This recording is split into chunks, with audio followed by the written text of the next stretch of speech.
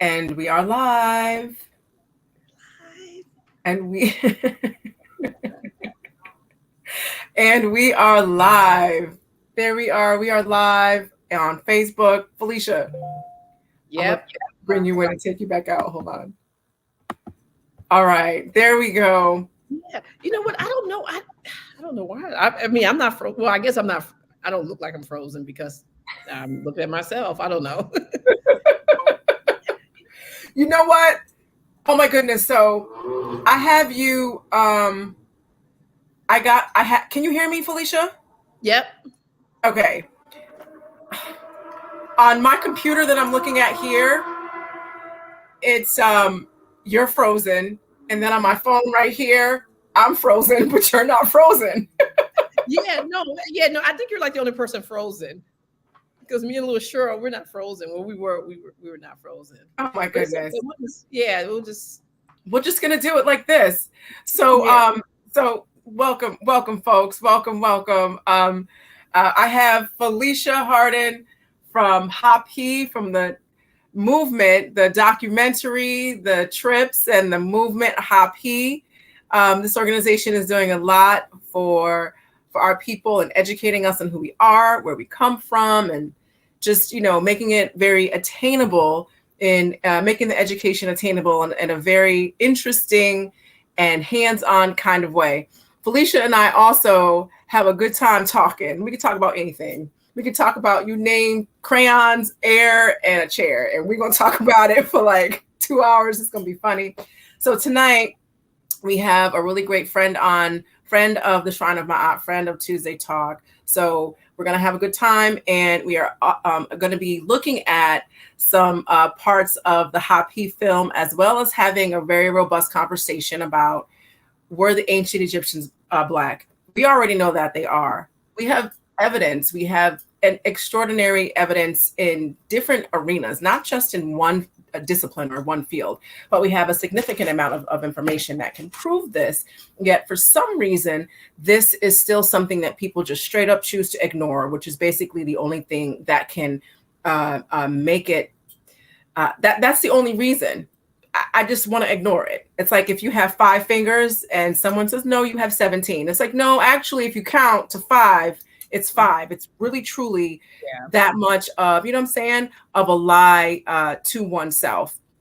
So right now, before we get started, let us know where you are, where you're from. Where are you right now watching Tuesday Talk? Where are you? I see people from the Shrine of Ma'at.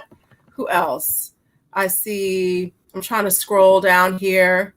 It's not scrolling. If I miss you, I'm sorry. I see Strawberry 1955. Tashi gets it in. Listen, that's what you need to have on the show. Okay, you need to have Tashi come in, because every single time she is someplace, and I'm like, oh, is this like a little picture or something? No, she be someplace traveling. It's like nice. I mean, like the backgrounds, the sunrise, the sunset, the water. I'm like, damn, girl, get it. And she's coming to Black Excellence, so that's great. But Tashi, Tashi gets it in.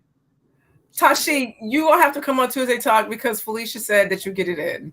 So she gets it in. Just follow her on Facebook. Yeah, I tell everybody.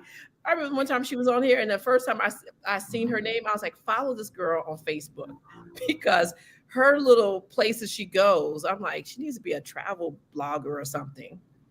You should be a travel blogger, because people want to know, especially Black women, we want to know, where is it safe to travel? And if you've been to those places, Tashi, and you have pictures and videos, you can tell us which hotels or Airbnbs and restaurants are good to go to, little trails, little diners, little this, that, and the third. That can really be something lucrative for you, girl. You already out there. You might as well make some coins while you are traveling and having a good time, showing the people what we need to be doing. Okay? Hit me up, girl. We have each other's numbers. All right? She's from the Shrine of Ma'at. So, yeah, she's Shrine of Ma'at. Cats are rolling deep tonight. All right. Rolling in the deep. We have Tashi. We have Sakina Ra. She's another member of the Shrine of Ma'at. We have Shenka, also known as Olivia. She is a member of the Shrine of Ma'at. And please forgive me if I get your name wrong. Egunfemi dos Santos, watching from Trinidad. Thank you so much. Thank you so much. So we are happy that everybody is here to join us tonight for Tuesday Talk. So Felicia, for those of you who may not know who Felicia is or the HAPI movement, can you give us a little bit of a background on who you are and how you arrived at your awakening as an African woman, an African person, and like kind of what that journey was a little bit. Wow. Oh gosh. So it all started one day in the summertime. I feel like singing that line from Jay-Z, allow me to reintroduce myself. But like literally Go ahead, girl. it started with me waiting in my car for my kids to come out of Kumon on Frederick Douglass in Harlem. And that's when I spotted Taiki and his crew shooting parts of HAPI. And, we instantly started talking. And, like when you meet people and they're like, oh, I'm doing this. And, you hate to be like, I do that too. So I didn't say I was doing nothing.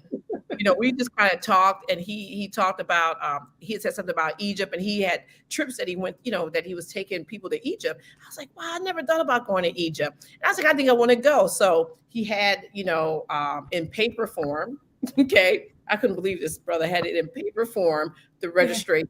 And I was like, wow, it doesn't even like electronic, but anyway.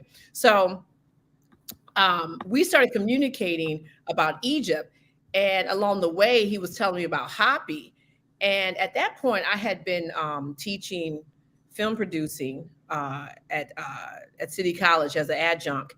And I had been making films for over 20 years as a producer. And so as he's telling me about this, I would kind of add my little 2 cents in. He was like, listen, all this little 2 cents, you're going to have to do something because, I can't do it all. And I was like, all right, and I hadn't, let me tell you, I tell everybody, I feel like I saw Jamar Milton on your show talking about this. He was like, I ain't know nothing. And then I started, that was me. Like, I didn't know a Professor Small, and I didn't know a lot about the conscious community, although I felt like I was conscious. Like I love being Black. And I knew when sometimes other people would say things, I'm like, that don't even make no sense because, I'm Black. Like, so that piece, I didn't have to discover that piece. But I know that's right.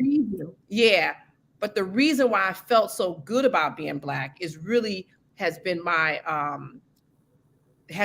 really what I've experienced working with HAPI. Is giving me the real nuts and bolts of being Black, right? Because I couldn't say, oh, read this book I didn't know any of that stuff. And it's interesting because when I first moved to New York City, I used to work with the African Women's Repertory as an actor. And this woman, Bonnie Wright, used to write all these plays that were comedic plays. Again, I didn't know anything. And so she would like make like the Netchers would be part of like regular life on Earth. And so that's how I learned them, and I was like, well, it's just a little stories still because I wasn't tapped in.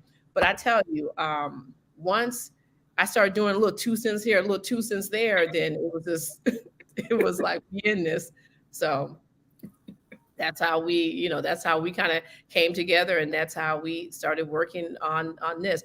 Taki had been working, developing HAPI for 7 years. He did 2 other films, 2 whole feature films before. So it's not like I was dealing with an amateur, he had been doing stuff. And so just each person, the first person I actually met was Professor James Small, and he yelled at me. Every time he tried to clean it up on a little other interviews, no, he was yelling.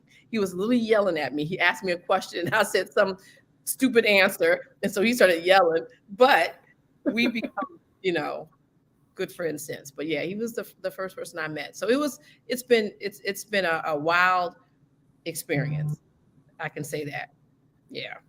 So you kind of got the tangibles to coincide with your innate consciousness while you were working on HAPI? Yes. 100%. Wow. 100%. The first time I went to Egypt, I was like, damn. I mean, actually, the first time I sat and watched HAPI, I was like, I ain't never seen nothing like this. I didn't know nothing. Like, I was like, wow, this is like, damn, this is dope. And he had so much footage. There's so much more the documentary is 2 hours and 12 minutes. But we have probably hours and hours of interviews and things like that, that we haven't been able to, kind of put together in a way, for everyone. But yeah, I was like, damn, this is great. And so each time, now I can't even imagine myself without HAPI. Like I think about, I was like, what was I doing? Yeah, like I was like, well, I didn't, so this has been nice. Been very Okay. Nice. I've heard this story before, because when Felicia, how did we meet? I just feel like I've always known you, which that's not accurate, because we would have been twins. No, I think we might have met online. We had to meet online. I think we met online because you came, you actually hosted one of our HAPI screenings. I did. And I don't even remember how I got to HAPI, quite frankly, like to host, to be a host. Yeah. Because I think, and I know you came down, I mean, when you came to the African Street Festival, I had already known you then, but I remember, yeah, it had to be online. I think because that was like during COVID. So everybody was kind of meeting online. And then you did and then you wrote a couple articles for our newsletter, and then we would, we'd be talking, and then it was just, just be talking for hours about all type of what? No. Well, that you kind of linked with somebody when you forget when and where you meet them. I just want to say thank you to Kurt Sally. He said, "Ooh, y'all so fine. Thank you." Got my little ditches up in the DM over there. That's what's up. Milton's in the house too. Yes, Jamar's in the house. Jamar is one of our priests in for the Shrine of Ma'at, for those who don't know Jamar Milton, and he's also going to be performing at this event that we're going to talk about this event a little bit later on, a little bit more in detail. But I just want everybody to understand the importance of the documentary HAPI. And this documentary has the all-stars of the all-stars. It's like if you had to pick your top 15 all-star team of all time, it would be the people who are in this documentary. And it's because of the consistent, complete, thorough, fact-based work that they have done in this community. Because just like what Felicia was saying, we have to be unified first before we can do anything, period. And in order for us as Black people to be unified, we have to know who we are. So we can, first of all, stop doing other stuff that's destructive to ourselves. Stop imitating other people and jumping on all their little crazy bandwagons. Okay?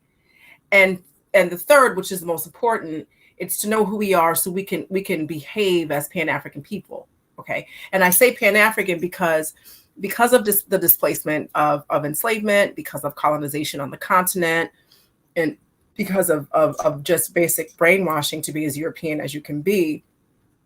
We've all had our own different, iterations of that on the continent, in the Americas, and dispersed throughout, this world. But at our core, there is still a cohesive African frame of mind and mindset. So that is what is in your head and your paradigm. You can't just have information, but have the wrong paradigm. And you can't just have a paradigm without information. When you're pairing the two, when we pair the two, all the little extras, we do it like this as a foundational Black American, and we do it like this as an African in the Netherlands, and we do this over here, in Trinidad. It's not going to be that much of a difference. Might be a little different spice here or there, a little different dance move, different fruit or something like that. But at the core, the information and the knowledge base and paradigm is the same. And we have to work towards that. And movies like HAPI are crucial to doing that. Okay. So all of that was number one. Number two, when you're watching this, it is something that you just want to sit back and watch first. Then you want to kind of understand the facts, because it's like a history class, if you will, so that you can understand how you can relate back to some of the original people on the planet. All right. There's no argument that they came from the original people in what is now called, South Africa, Southwest Africa, and they migrated north to what is called Egypt, Ethiopia. Sometimes Ethiopia, the name kind of covered that whole region. Okay, they told us with what they had inscribed that their ancestors came from the South. And fast forward to modern times, 2023, we have all different types of scientific advancements to prove that. There's DNA. There's the Y chromosome that you can trace. There is the human genome project. All of these different, their physical artifacts. I mean, there's contemporary history that maps this out. So this is not something that is undocumented or unprovable. Okay, so it's important to know that. It's important to know it because Kemet didn't just start great. Like one day there was nothing here, nobody anywhere, and then boom, pyramids, and then boom, temples, and then boom, spirituality. That's not how that works. What that means is that it was already happening over an extended period of time, and then it was written down. If you don't have anything to write, you're not going to write anything down. Or let me say that in the other way. There's nothing to write down if nothing has been done. And then when you start doing certain things, over time, you have something to write down. But when you first write it down, it's not the first time that it's been done. Okay. So we see the manifestation of the beginning of human life. We see in Egypt, we see this manifestation. We see the manifestation of the beginning of human life. We see the manifestation of the mind developing. We see the manifestation of civilized humanity. We see the manifestation of culture. We see the manifestation of family and structure and civilization that had already happened. And now we have our proof and our evidence. Okay. So the ancient Egyptians didn't just pop up out of nowhere. The climate, et cetera, there also made it preservable, if you will. Okay. So I think it's important to have a very general, what I just gave is a very general, broad brushed understanding of how this great civilization all came about. All right. Now, the second kind of big chunk to understand is when we had the original people, let me say it again, a different way. The original people were African, and there were no white folks on the whole planet. there weren't. It's like saying exactly. You existed before your great grandmother existed, or that y'all coexisted, that you were born at the same time. You're not born at the same time as your ancestors. You're not born at the same time as your parents. A lot of us aren't even born at the same time as our siblings. So how are you born before our predecessors of the original people of human life? Okay. Now we're going to have a few clips here in HAPI. And while you are looking at these clips and we discuss them and kind of get a better understanding of what they mean, please kind of keep that very general chronological timeline in order, all right, so that you kind of can place in that little bit of history where that clip or what that clip is necessarily talking about. Okay, does that make sense? I hope that all makes sense. Put in the chat if this makes sense, because we have to kind of have a little bit of an understanding of what we're about to look at. So when we look at it, you can absorb it. And remember, Tuesday Talk is a lesson. It's here to learn about Kemetic spirituality, African spirituality, and Pan-Africanism. And you might have to go and look at it again to really, grasp it. So if you don't memorize it or commit it to memory on the first go around, that's cool. Just make sure you come back and look at it again. Okay. All right. I've been talking a lot, and I like to hear other people's voices when they're on Tuesday Talk. Felicia, are you ready to queue up with some of these videos? Yeah, you know what? So as you're talking, I know I do have some videos, but I was thinking we should just show the intro. The intro was fire. fire. And you know what? Look, let me just say shout out to Robert Seed Gay and his wife. They were the dynamic duo who owned the production company Tahuti Films that actually, was, they produced the film in terms of what you are visually seeing. It's I mean, like some of these shots that they got are just breathtaking. So I want to first, say shout out to them.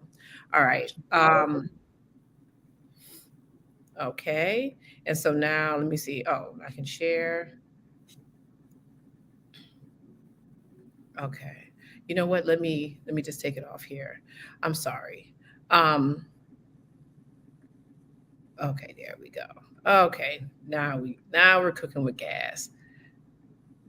And I always say grease. You said you cooking with grease? Yeah. Someone said the kitchen would blow up. Like, whatever, it's an expression. But cooking with gas, cooking with grease. Oh gosh. Yes. I watched this film 3 days ago. I was watching it again because sometimes it just calls you to just say, "Hey, come watch me," you know. And yeah, I need to watch it. I saw some stuff I ain't never seen, and I was like, I thought I saw this film like 1,000 times. Yep. Okay. It's is it showing? I don't see it showing. You don't see it showing? Hold on. Do I have to do something on my end? Oh, wait, it's not showing. But you hear it? I hear it. Hold on. I think I have to share my screen. Yeah, I think you have to give me the ability to share mine. I think. Oh my God, this is so awful right now. You know what? This is it's like a sketch comedy, right now. It's like sketch comedy. I don't know. Sketch comedy. Jamar, if you are watching, I need your help. Yeah, I think you have to add it. Like invite you? Yeah, you have to okay me to share my screen. Let me stop sharing it. Okay, and then I'm gonna bring it back in. Present. Oh my God, this is I'm gonna share screen. Present. Okay. All right. Oh, do I share it? Wait. Yeah, can you share it? I can hear. I am present and then share my screen. I see what you're doing. Wait. So, oh.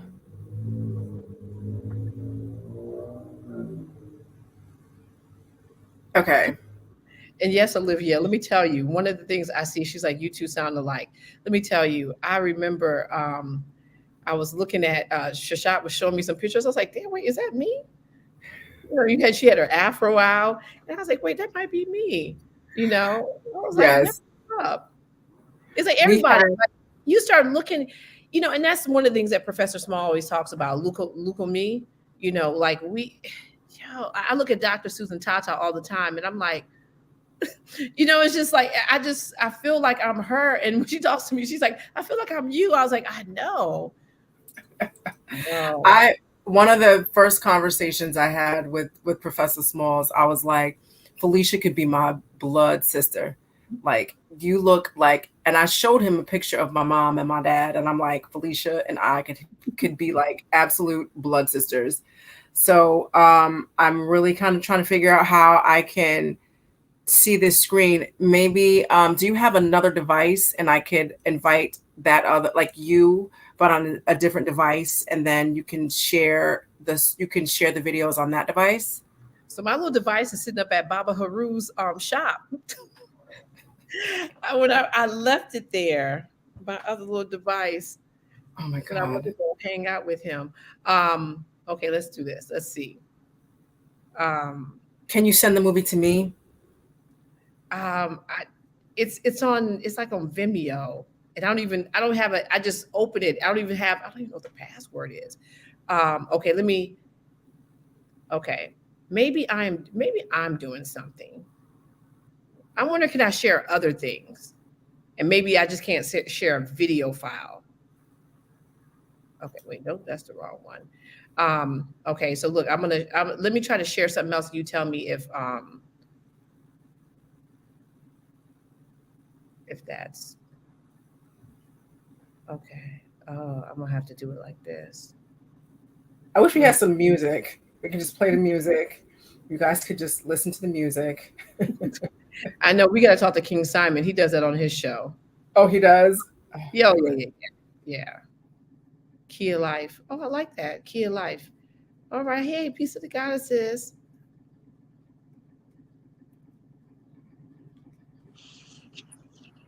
Okay, I don't know what happened. We're having all these tech issues. Oh, goodness. Oh, I think that... Okay, can you see that?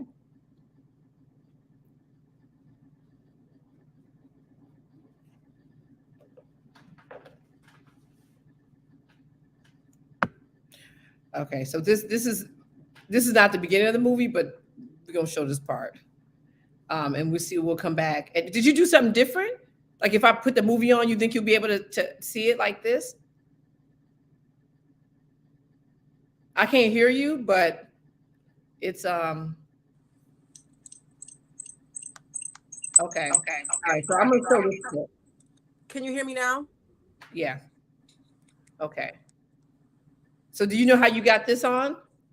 Nope, but I'm gonna click this button. I hope it works.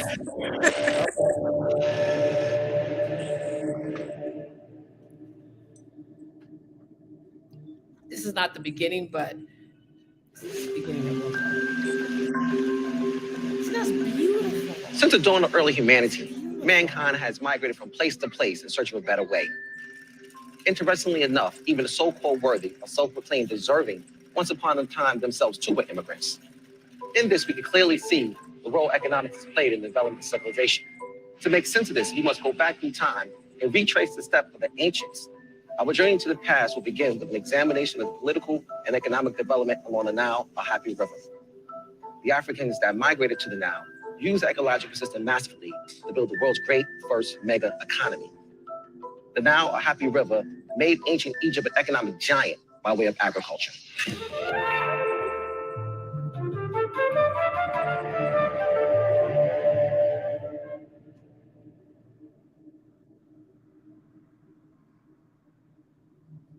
That's a DVD.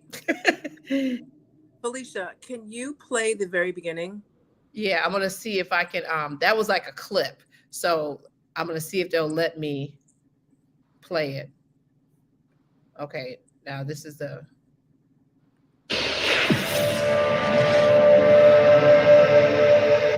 Okay.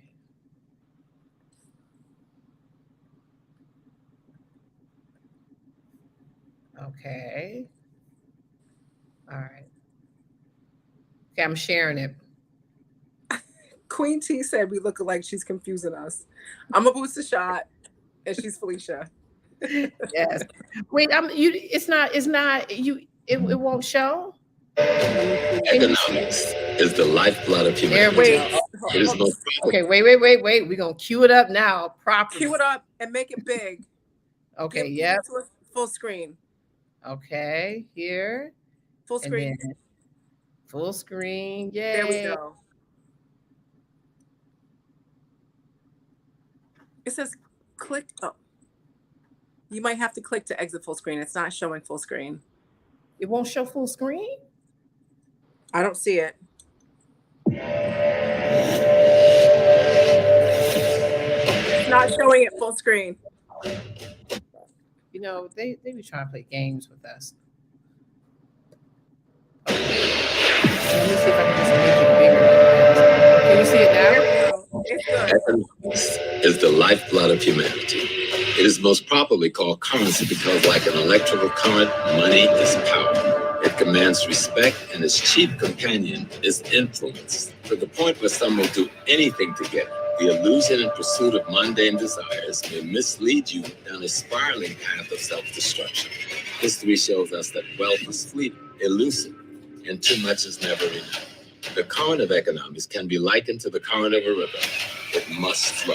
As it flows through the society, it sparks creativity and innovation, drives industry, and defines the aspiration of its people. The abundant economic potential of this flow, you have some wondering why there is such a disparity between the haves and have-nots, or the rich and the poor. To understand the flow of economics, one must understand the science of ecology and how it's connected to the economy.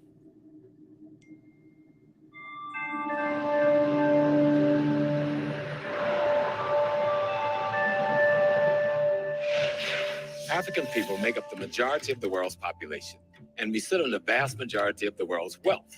Why have we not been able to turn that into political?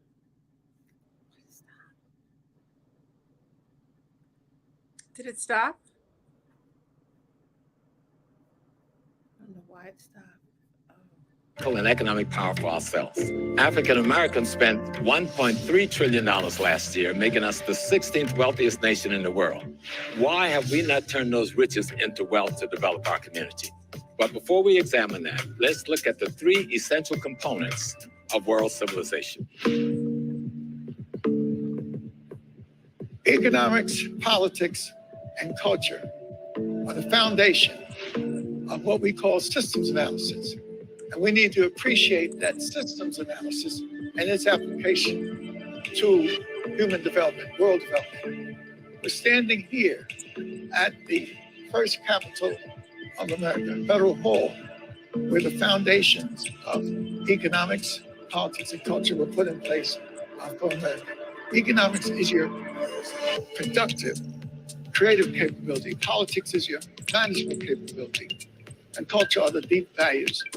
On January 1st, 1863, the political climate surrounding the enslavement of Africans shifted when President Abraham Lincoln signed the Emancipation Proclamation Act.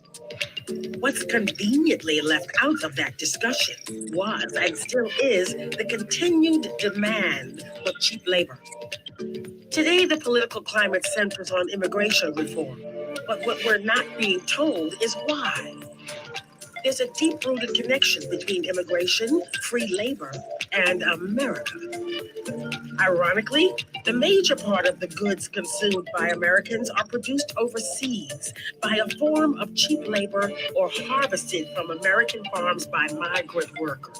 The reality is that not much has changed since 1863. Some may say slavery still exists. When the very first Congress of the United States of America met in 1790 to craft all the laws of this new country, they created the country's immigration and naturalization law. Naturalization law refers to the process by which one must follow when you are not born in a country and you seek to become a citizen. So they determined, these founders of the United States of America, that in order to become a naturalized citizen in this new nation, one must be white. So we can see in that founding law evidence of how successful this invention was. Not only that, but when you require whiteness in order to access citizenship, they built in a direct line between white and American. In fact, we preserve it linguistically today. I'm just an American. Some of you are Asian Americans, African Americans, Hispanic Americans, for example. Contingent Americans, in other words. Even if my family came last week, I get to just be American. When we study... Okay. Go ahead. Do you want to go first? Yeah, no. Because I like what you was putting in here. So this is like the crux of everything. And a lot of times we keep saying HAPI, and a lot of people look at HAPI Talks, but they don't realize that it's an actual documentary, right? And that's like the first couple of minutes of it. But the proper name of the documentary, it's HAPI, the role of economics in the development of civilization. And so that's really important to know, because we, this is really this is a film about the history of money. Like where did it start? The whole constructs of how we even look at money started along the HAPI River. Right. And by us. And so it's so interesting, like how like our connection to money now haven't been, people who created, like we created not only money, but the system that everybody in the world uses today. But yet we're putting all this money into the system, and we're not, we're not nearly seeing a return like we should. So yeah, that's a little intro. So thank you for that introduction, and looking at some of the important clips in the film. I've watched HAPI a few times myself, and on the front end, just like in a lecture in high school, college, wherever, you kind of get a little bit of the syllabus right up front, where you're talking about economics, politics, and culture, and how economics was developed along the HAPI River. That's what the documentary is about. It's also about how we can reclaim that structure for our own economic empowerment. Okay, so that's one of the major points of the documentary. But what else is important is to understand what the last woman was saying. Batalora. What's her first name again? Jacqueline. That's Dr. right. Jacqueline Batalora. Yeah. Right. Dr. Jacqueline Batalora, when she was talking about what it means to be white. All right. So even though she was, talking about like the turn of the last century, the same concept of you must be white in order to have economics, you must be white in order to have power, you must be white in order to be successful, is the main reason, or one of the main reasons, why there's this disconnect with the truth about who the ancient Egyptians were. So I'm trying to tie and bring the two together, HAPI, okay, and what was you just saw there, and bringing that together with were the original Egyptians, African people, okay? Part of the reason why nobody was saying that back then, nobody was like, oh, you're not black, you're white. One reason is because it was pretty much just us going back that far. But secondly, just like what she was saying, the concept of whiteness as it is associated with success and as it's associated with economic power hadn't been like created yet. So there was no question about that back then in its earliest form. All right. I'm not talking about after Kemet fell and invaders came in and we had foreigners, we had mixed people. I'm not talking about that. I'm talking about the time, the thousands and thousands of years prior to that. And remember, that's also before recorded time, before they decided to record stuff. Because remember, you don't just wake up out the womb and you start recording things. Okay. So in as much in saying that these Egyptians were white or these Egyptians were mixed, Felicia, can you give us some examples or some pieces from the documentary where we see that the modern people who live in Egypt or other people consistently try to deny the African origins of ancient Egyptians?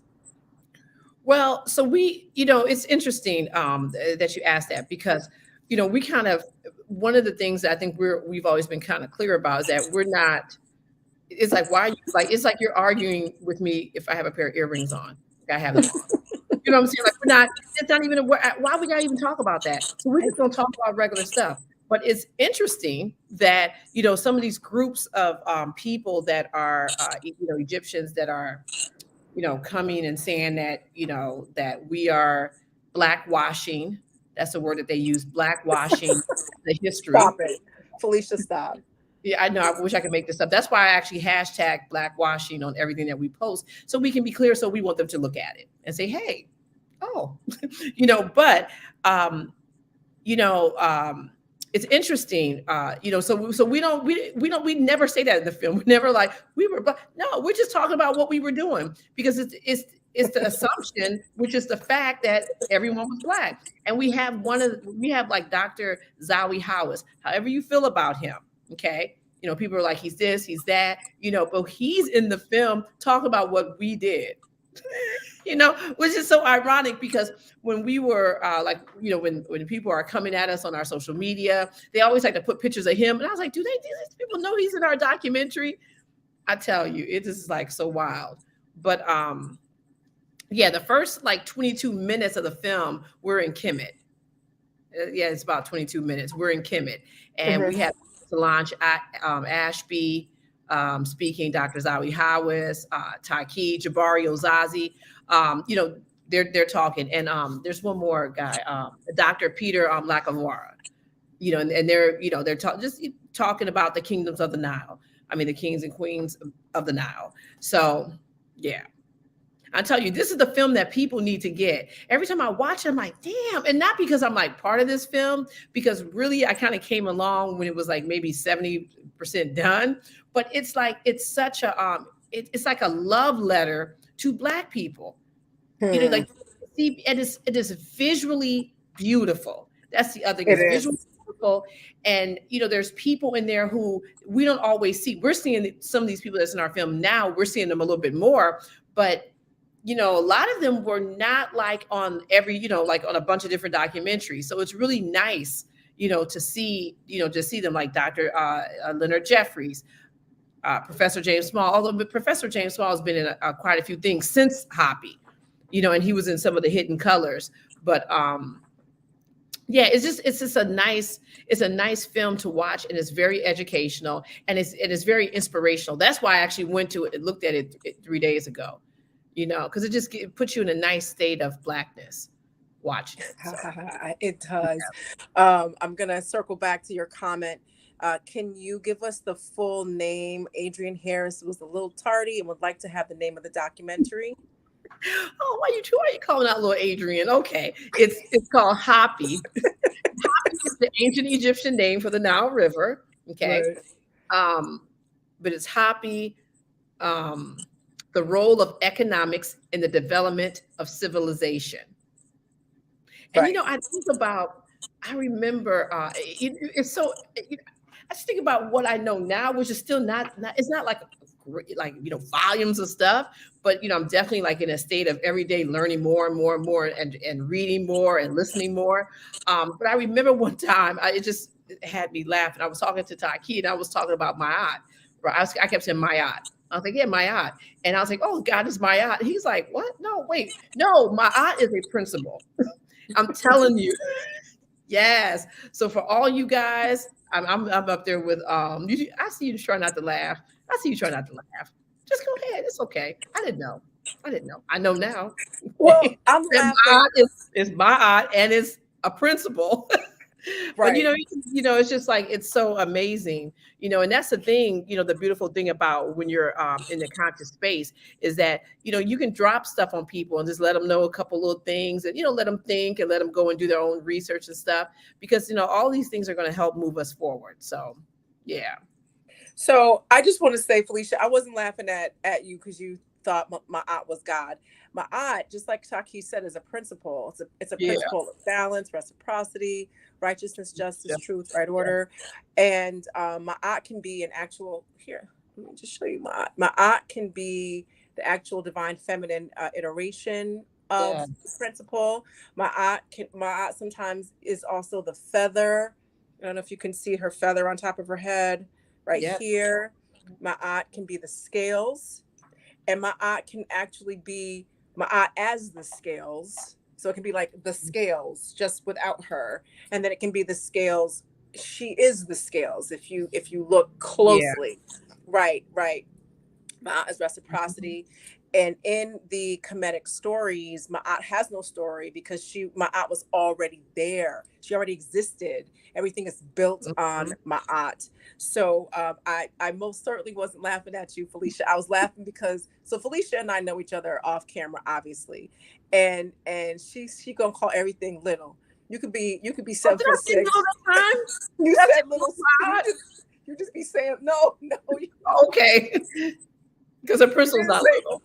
You did not say little Ma'at. You didn't say that, but you said it, and I was kind of laughing at that. I wasn't laughing at, because all of us know what we know, and I look at people who come to Kemetic spirituality or other iterations of African traditional religions as spiritual refugees, we at a certain point we break free and we come with whatever we have. We grab what we can and we run and we leave. And a lot of people, right, and a lot of people come into knowledge. They join organizations, and there's people are hurt, people are angry. Some people were in cults and believe certain things that weren't true.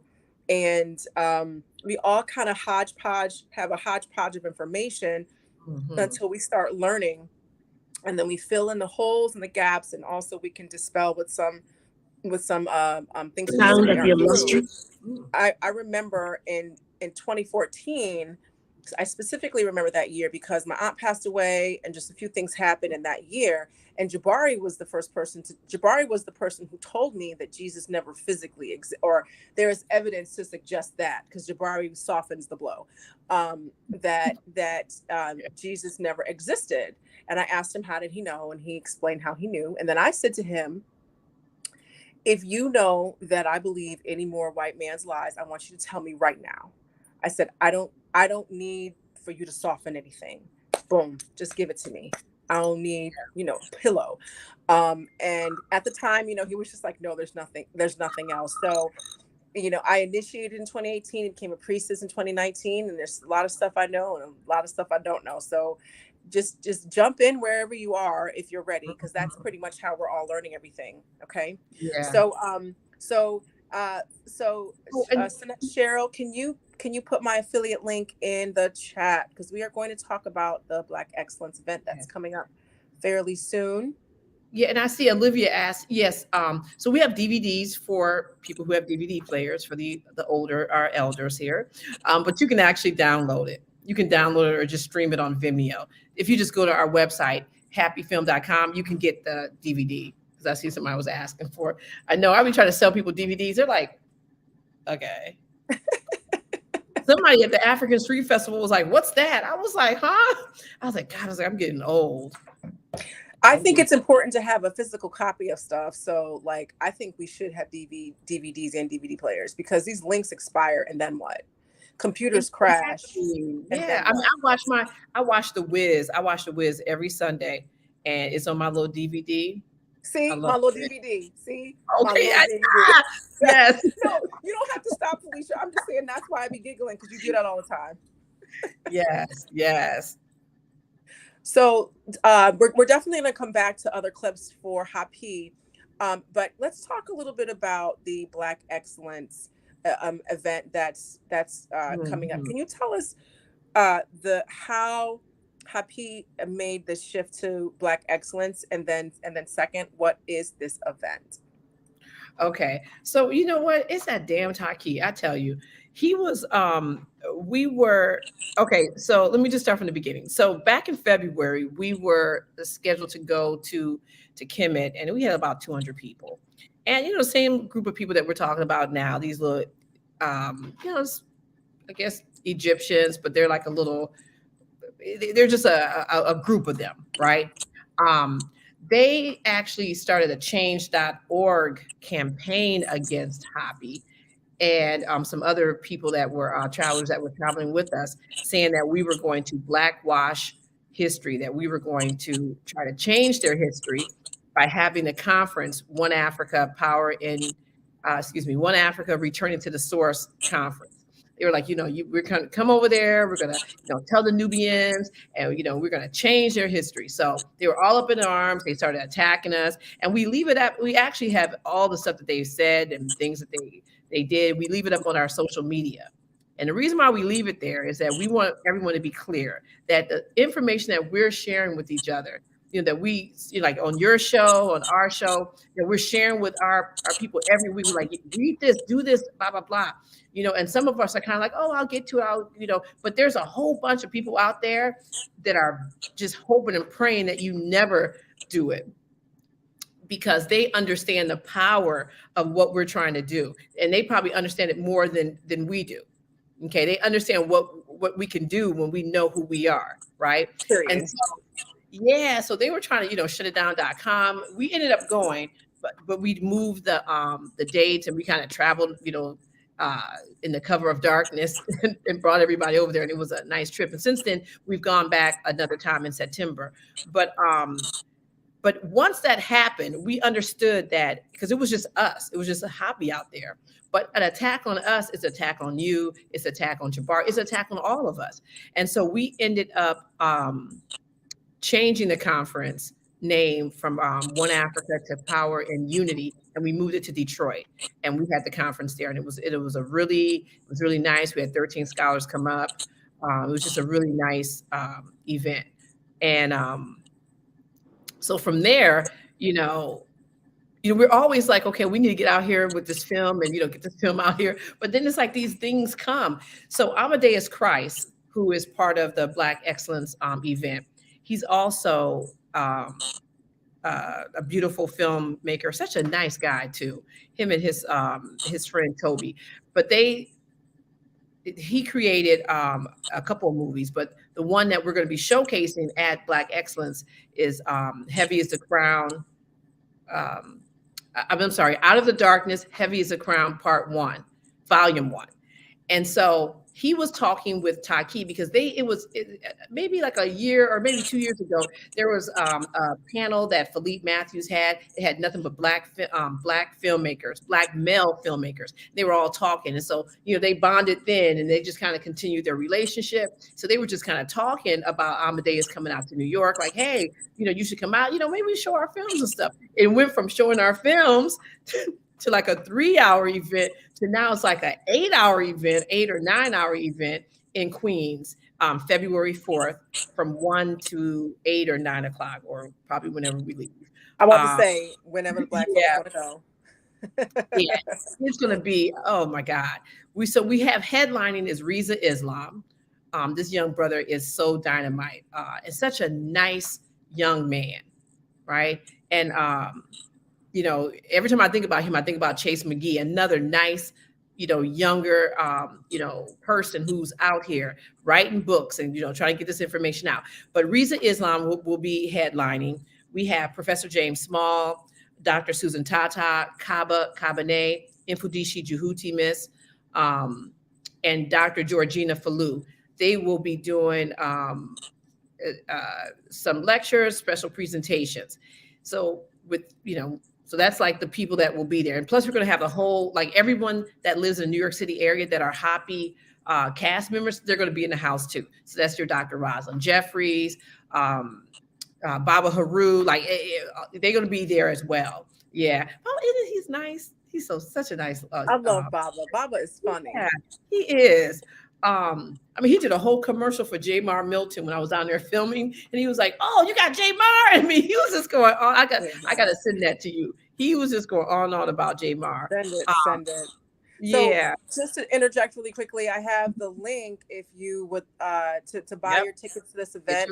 I tagged the link. Please just click on the link, and it'll take you right to getting your ticket. This is something that you want. These kinds of events, when we have all of our legends that I had mentioned earlier, they're not legends because they just are. They're legends because they put in the work for us. 100%. These are, you know what I'm saying? These are the moments that you talk to your grandkids about. Like I went to this event. It was in Queens, and so-and-so was there, so-and-so was there, whatever. Felicia was there. Abut Seshat was there. I couldn't tell them apart. And with our outfits, you're gonna have an outfit. You're gonna get. We should coordinate our outfits and really confuse folks. Because Dr. Susan Tata started it. She was like, "Oh, I'm coming with all my glory," and I was like, "Well, damn, I need to come with some glory too." Well, now I got to come with some glory too. You got to come with glory, girl. You got to come with glory. Yeah. Adrian's just moved to New York City. She's moving, so she has to come with all her glory too. Go ahead. I can go because I'm over. Girl, come through, girl. Listen.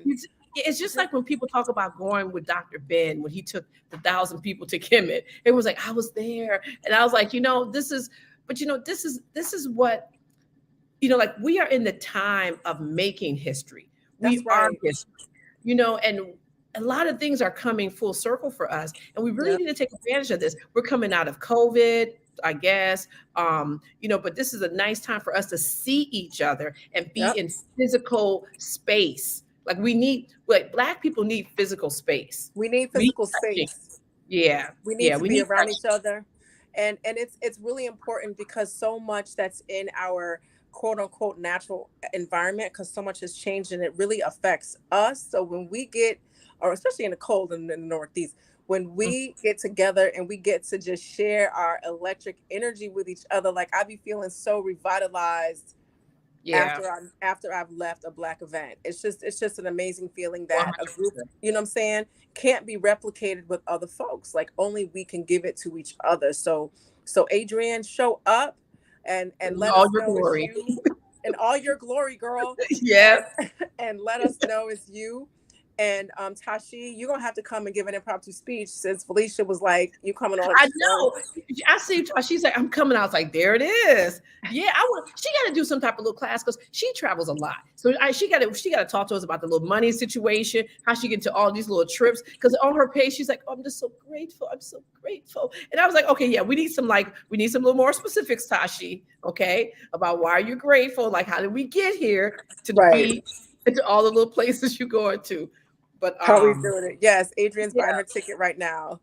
The affiliate, the link right here is where you want to buy your tickets. I will have this. I will update this on the Shrine of Ma'at Facebook page and YouTube pages and wherever you found all this information. Okay. Tashi said she's coming to hang with the family. There it is. Yes, it will be live stream. Okay. That was my next question. That this is the thing about the live stream, guys. You know, when we did Power and Unity, we actually we live streamed it. It was up for a couple of days, and then we packaged it. You know, we edited it. You know, we just kind of took out like some of the breaks because the breaks were, breaks. So we kind of took out the breaks, made it look pretty, and we now we sell it for $20 on Vimeo. We're not doing that with this one. So this is like if you hear, you're gonna experience it, but if you're not, that's you're it. not. You know, yeah. But the live, see, this is the thing about the live stream. See, the live stream had its own little vibe at Power and Unity, because you get onto the live stream and it's not, it's just love. And the thing about this is like not everything ran smoothly. It's especially like the first day, the first day. But there was nobody was tight with nobody. Like it was just an offering of love. And it was so, I was like, God, this feels so good. It feels really good. And so we know this is going to be even better, come February. Like, it's nice. I'm looking forward to it. I'm going to see if Ken remembers me. Oh, yes. Oh, and you know what? Oh, we just have a new, we're going to have some Ghana drummers, but we also have Lyrical Faith. She's a poet, beautiful young woman. She's going to, drop some little poetry on us. We're going to watch some of the films. We're going to watch a little bit of HAPI and a little bit of Amadeus's film. They're like special clips. So it's going to be an all-day event. Okay. And also, who are the other performers that are going to be there? Jamar Milton. Jamar's going to be in the house, and Brand Nubian. That's right. Oh my God, I was Brand like, what's she gonna say that? Brand Nubian is one of my favorite groups of all time. I saw a picture of you. I was just flipping through Instagram. I was like, hey, wait, how are you with the Brand Nubian? I think you were with Lord Jamar. I saw a picture on IG. So my friend in Connecticut throws parties, and one day he hit me up. He was like, yo, Sai. He was like, I'm throwing a party. You want to go? DJ Kid Capri gonna be there and Brand Nubian. I was like, I want to go. Like, are you kidding me? Oh my God. Kid Capri was there. Brand Nubian was there. And, growing up in Connecticut, I was in Gifted and Talented, 4th and 5th grade. That's when the black people started to thin out in your class. And then I went to prep school for 7 years. And I was always a self-respecting Black person, just kind of like what Felicia was saying. I knew that was wrong. Didn't necessarily know a whole lot more, but I knew I wasn't going to do that. Right. Yeah. So when you were a self-respecting black girl in Connecticut in prep school in the era that I was there, it could be tough. I mean, I didn't get picked on, and this one kid tried to pick on me once, and then he said something. He used a derog. He called me the N-word, and I asked my mother what the equivalent was for his brand of white. She told me. We were in art class. And I remember sitting at that art bench, and I sat across and I looked at him just like this. I was 10. I was 10. And I was ready. And I was ready for all the smoke because I was getting ready to give him more. And I told him his brand of derogatory name for his brand of white. Never in my life has that ever happened again. I have no problems with anything directly at the school, but I still was in that environment. You hear a lot of comments or whatever. Mm-hmm. And when we did our senior, we had a big racial situation happen my junior year. So by my senior year, I was like, I'm going to HBCU. I know that for sure. I'm sick of this. Thank you, Mom and Dad. I appreciate the private school. I see what you're trying to do there. I got you, but I'm out. I'm going to HBCU. Thank you. And for my senior page, I quoted Bob Marley, Malcolm X, and Brand Nubian. There it is. Grand Poobah, to be exact. The devil still causing trouble amongst the righteous people. With there it is. Right. So like I rocks with Brand Nubian, like heavy. And like in that era, we had Rakim, we had, KRS-One. We had the dopeness. We had, oh my God, it made us who we are. It made us who we are. Yeah, and it's so interesting because my love for Brand Nubian came. I was in the Air Force after I got out of high school. I joined the Air Force. My dad had been in for like 36 years. He retired from the Air Force, so I joined the Air Force, and just so happened I joined in for money so I can get money to go to school. I wasn't thinking about, I'm going to fight. I wasn't thinking about nothing like that. So I get in and, oh my God, Desert Storm happened. Something in Panama happened. So it was Desert Storm, Desert Shield, and a thing in Panama. And so I started, I was working in a hospital and I was like, oh my God, I might have to actually go somewhere and fight. Right. I was like, I wasn't doing all of that. And so there's only like certain ways. Yeah, there's certain ways you can get out of like if you're a conscientious objector of war, you don't have to go fight. So I was like, that's what I'm going to be. So it was myself and these two other brothers from Philly. We were all like young. We probably been like 18 or 19 years old. And literally we were like, we're going to be Muslim. We didn't know nothing about being a Muslim, nothing. But we were like, we didn't even know what that meant. So we ended up bringing in, like we would listen to Farrakhan tapes during lunch because we thought that this was what, Muslims do. So we brought in a Farrakhan, but the other thing was that we were listening to Brand Nubian. And so that Walaikum Assalam we got from them. And so every time I think about that time, I think about Brand Nubian. I think about, that I was listening to like every single word they're saying. I was like, yes, every word. Every word. And even now, it's like I was homecoming just happened at Howard and Ninth Wonder was there playing and he was spinning and he put on Brand Nubian Slow Down. Everybody, he's barely playing the song because everybody was singing the whole entire song. So that's going to be me. I'm just going to let y'all know now, I don't think they're going to sing that song because that's probably not a Black excellence song. Okay. But they're going to sing some other ones that everybody will know the names of, will know all the words. And so, yeah, it's going to be a party up in there because, we got to do this. Like, this is how we have fun. Learn to have fun. Yeah. Yes. Brand is dope. And also Public Enemy. Public Enemy was my jam.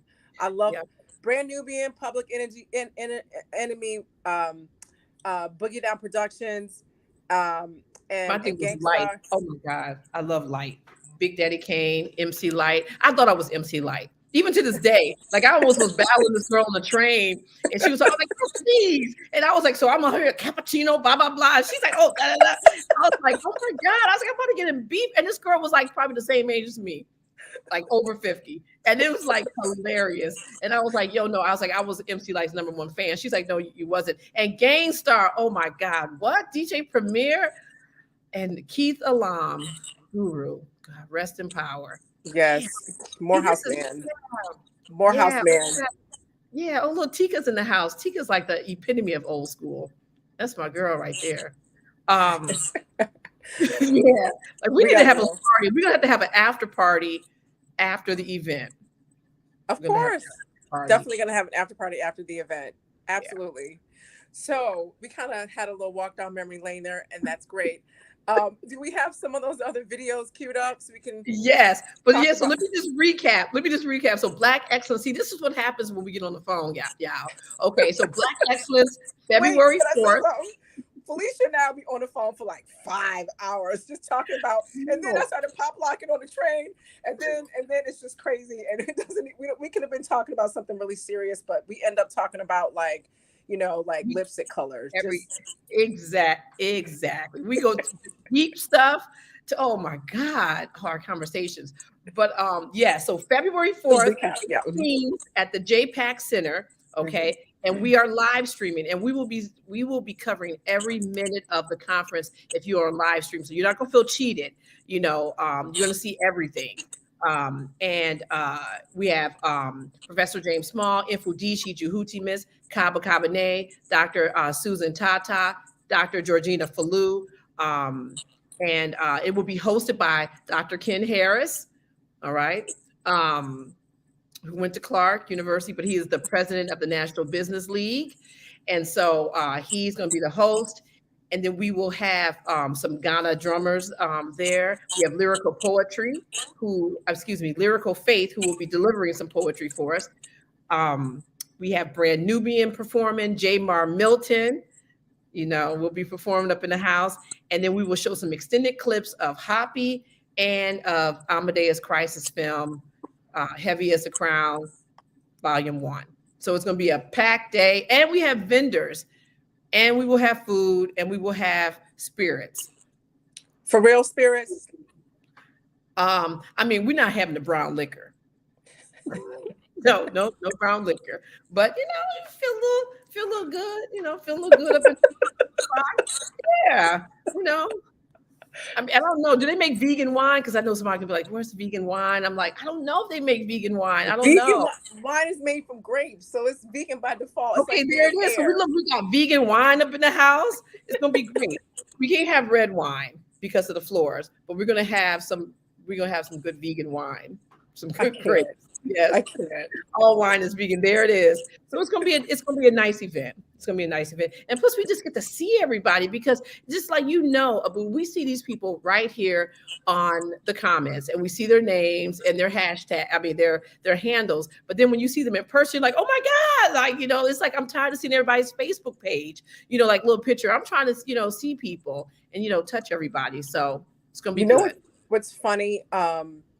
I'm really appreciative because Felicia knew when I was going to meet Professor Smalls, because I had him on my show on Tuesday Talking, my first season. And then we talked on the phone a couple of times. I remember I was nervous calling him. I'm like, Jabari, I want to call Professor Smalls. You have his number. Can I talk to him?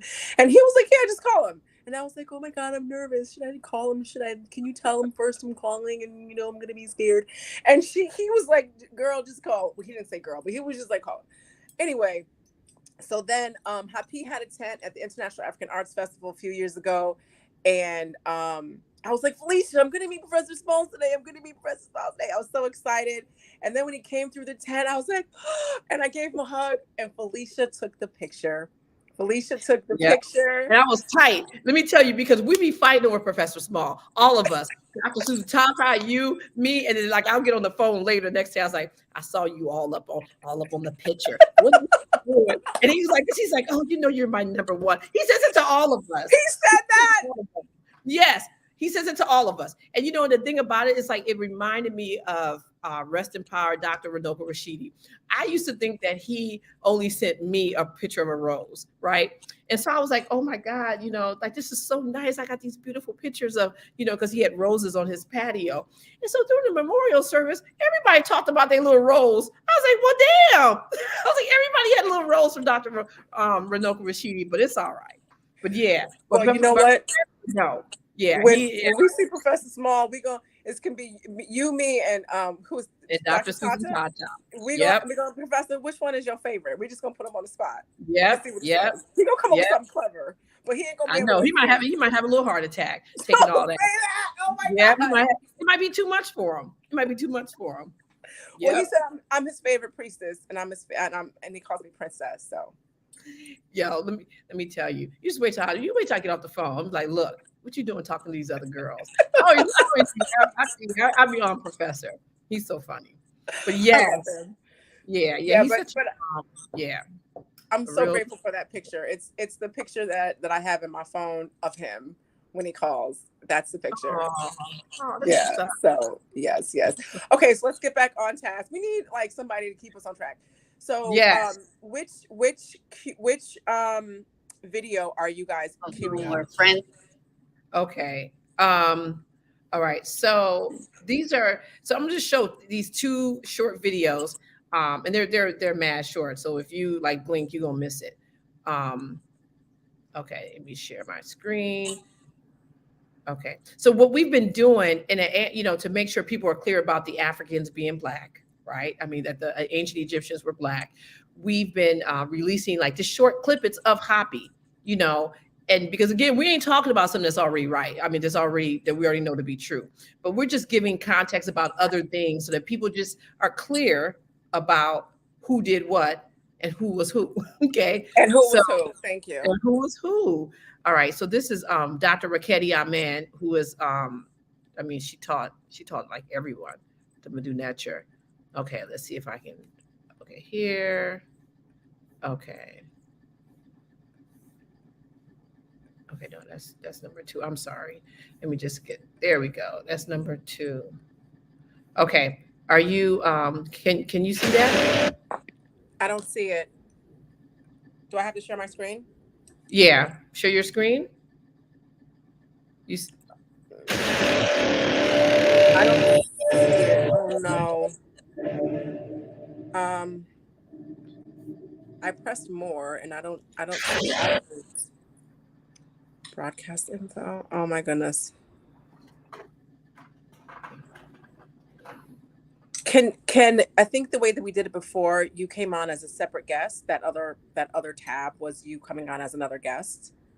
Yeah, it's that's what I have up here. Here, let me stop it. I'm gonna present it again. Yeah, it comes up on a whole different. There we go. Okay, can you see it now? No. They're kind of messing with us. Let me see something. Let me try this again over here. Okay. Black Magic Mike. What a name. Okay. That's somebody's name in the chat? Yeah, Black Magic Mike. He said, "You y'all are hilarious. I can't even make grilled cheese." Okay, so the hotel. Good question. While we're trying to figure this out, the hotel, the Holiday Inn, is an express hotel that's on Jamaica Avenue, or it's off of Jamaica Avenue. But that's probably the closest hotel, and a lot of people will be staying there. So it's the Holiday Inn Express Holiday Inn in Jamaica. It's kind of close to the airport too. Queen T. All right, Queen T. Where you calling from, Queen T? Where's Queen T coming from?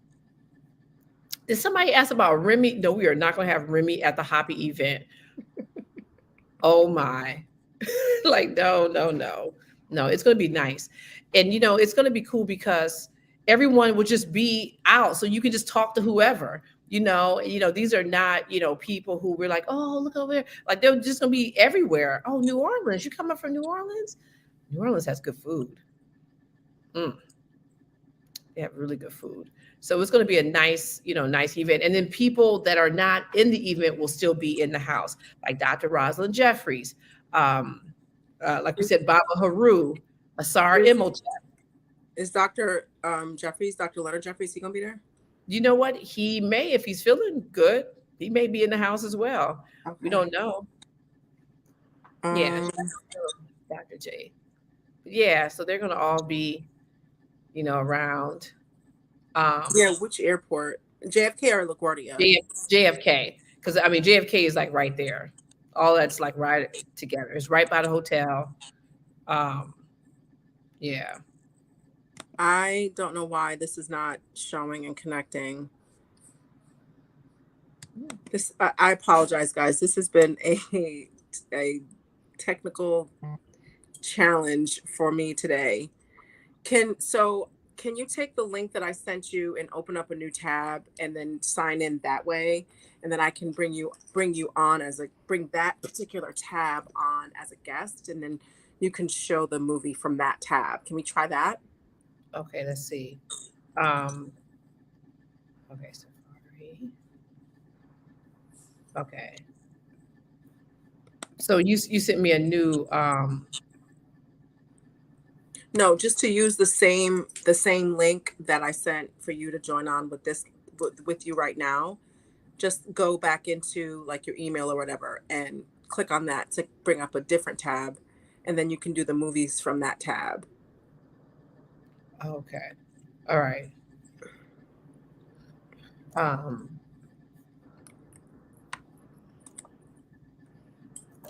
Okay. I'm sorry, family.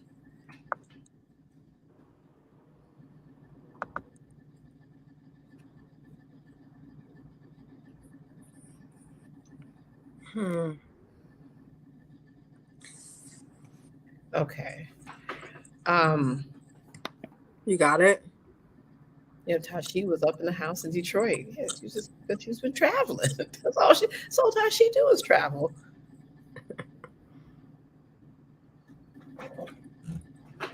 Okay. I'm gonna mute my mic. I think I'm gonna enter this. You hear that feedback? I do. I'm gonna mute my mic as well.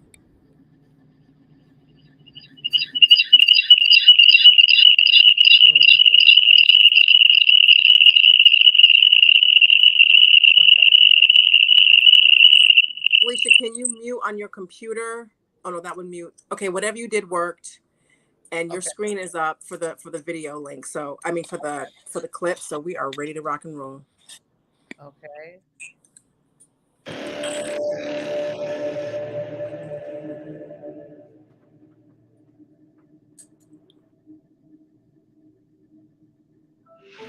Once a year, the Nile, or HAPI River, overflowed its banks. When the flood waters receded, the inundation left behind rich silt in the soil that made the earth rich and from which each season several crops were yielded. The political and economic development of Nile Valley civilization began with the Nile, or HAPI River. The Africans that lived along the HAPI River understood the fundamental importance of economics and its complementary component, politics. This system of economics and politics laid the groundwork for the organizational structure responsible for building great monuments like the pyramids. To achieve this monumental feat, the ancient Egyptians relied on two main economic resources. One was its vibrant agriculture, and two, its people, the combination of which made Northeast Africa an economic model. The architectural legacy it left behind is just an example of ancient Egypt's economic and political strength. How were the ancient Egyptians able to translate their agricultural wealth into a system of governing that managed the creation of their structures? What data did they leave behind? Perhaps the keys are in the monuments themselves.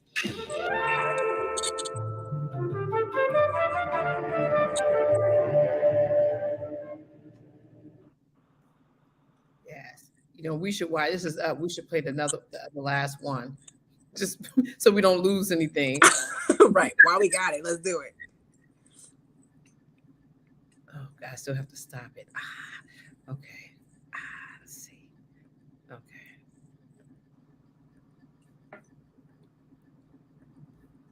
You want to just roll the dice and talk about that clip first, and then go to the second one? Okay. Yeah, it's sharing, but I don't see it sharing. Yes. Yeah, Lily is White. Shout out to her. She's she played in she's our narrator, but she's an actor. And what was it? Get Down. It was a film. I mean, it was the show that was taking place in the Bronx, in like the olden day Bronx. The Get Down. I think it was called The Get Down. It was like on HBO or something like that. Because she played. Okay. Yeah, she played in that series. I mean, she's done a bunch of stuff on Broadway. I think she's in a play right now. Like Lily is White is very, she's dope. She's our narrator. Her voice sounded mad familiar. I couldn't place it, but I'm like, I've so heard. Yeah, definitely. So yeah, she kind of starts the right when she comes in, she's, talking about this idea, just giving, let everybody know about the Hopi River and how it was bringing, food every time it flood. It would, excuse me, every time it would flood and then leave, and then the silt would, create this beautiful atmosphere for us to grow food, right? But it wasn't just about just growing the food, because that's the whole reason why that the riverbanks is really like a nice, rich area and a place for unity, because everyone was growing different stuff and trading, and making sure that everybody was okay. So it wasn't just about what I can just make. It was about what I can make, but what I can share. And it wasn't just, and everybody brought something. So this whole idea of like economics, it's just not about money, That's right. Yeah, it's not just about currency, but it's like economics and relationship. It's, reciprocity. It's reciprocity. That's a good word. That's the word I was looking for. It's about my aunt. I was thinking that in my I was thinking reciprocity. Yes. Because if Felicia is at the HAPI and she has 10 apples, and I'm at the HAPI and I have some honey and some lemon, we get together, we can have some cider.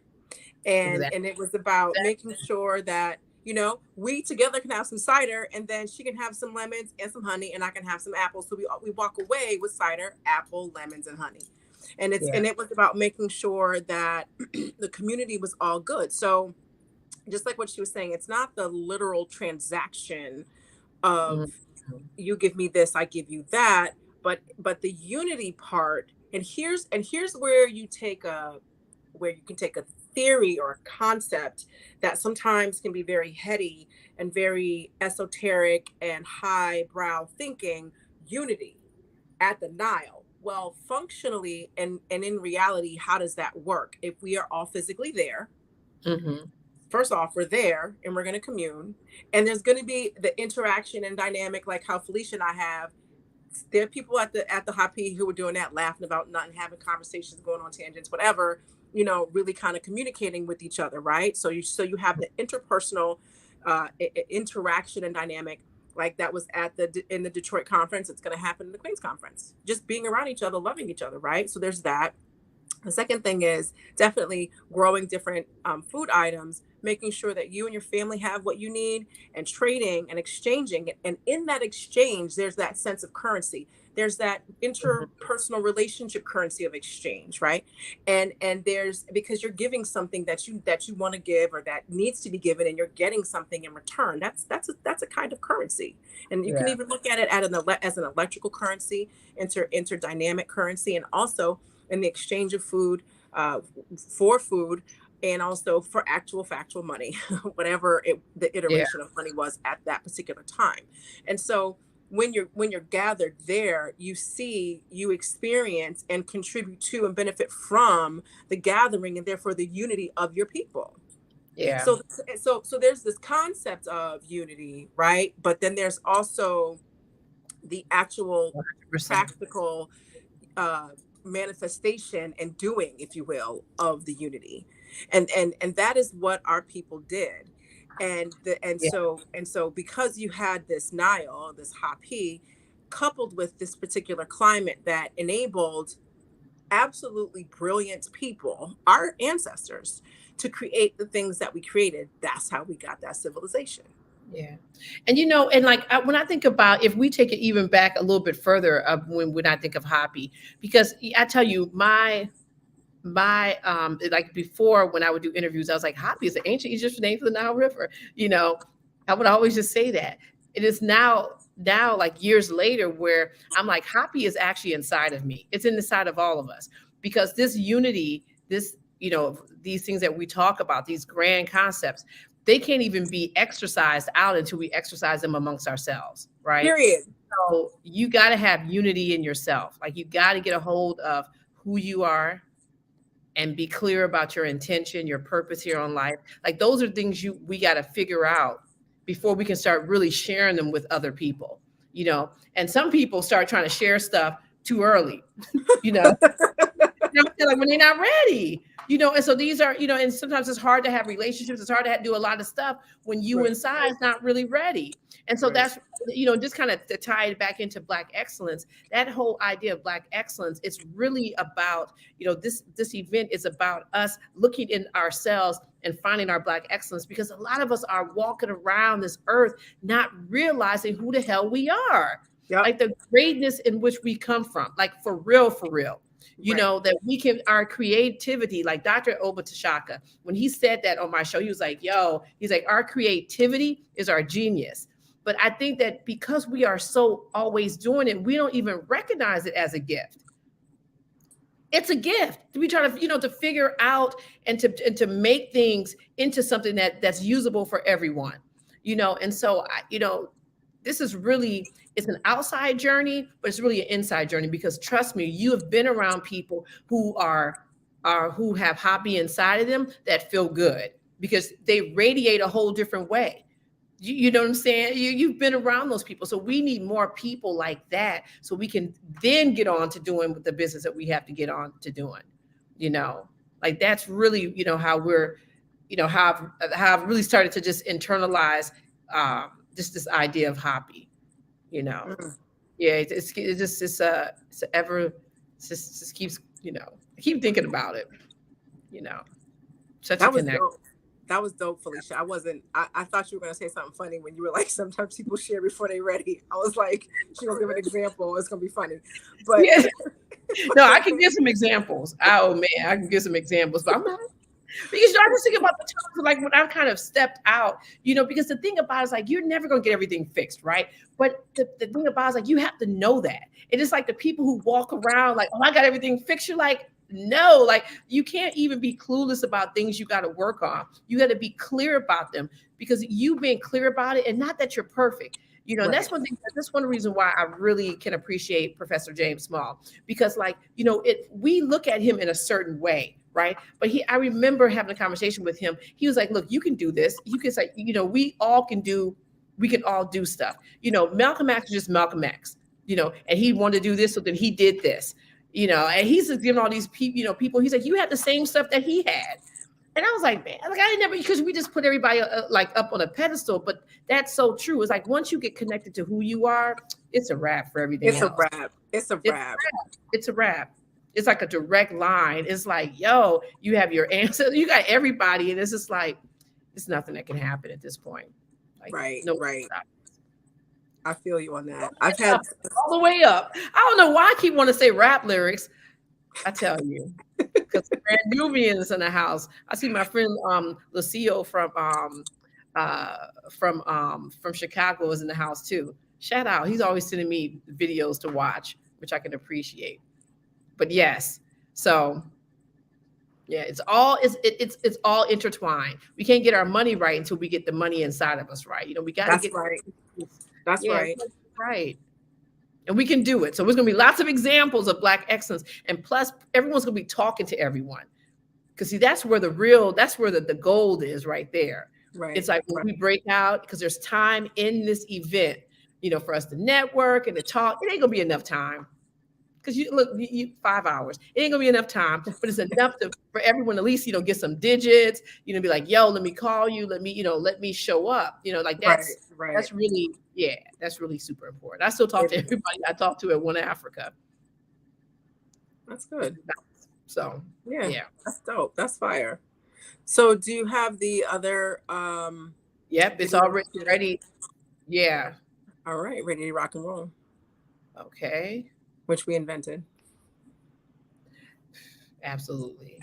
Okay, can you see it? Not yet. Yeah. Whatever you did, do what you did earlier, girl. Whatever that was. Yeah, I didn't do anything. It just popped up. Like the thing was making too much noise, so I shut it down, and then all of a sudden it popped up. I was like, oh, okay. The ancestor said, let me help these two out. Yeah. Oh, Queen T wants the link. Yes, you got to get Seshat has her link. Cheryl, can you drop the link in the chat? Yeah. Queen T. That's what's up. I got my beautiful picture of Queen T over there. Girl, I wouldn't even know. Let's see if we can try this again. Tell me if it pops up. Because you were doing something on your end. When you doing something on your end too? I was trying to log back in on my my Chromebook. Uh-oh. Something's coming up. Okay. But it's not there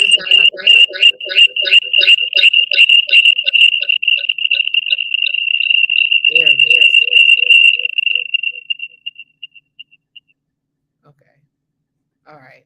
You can see it now, right?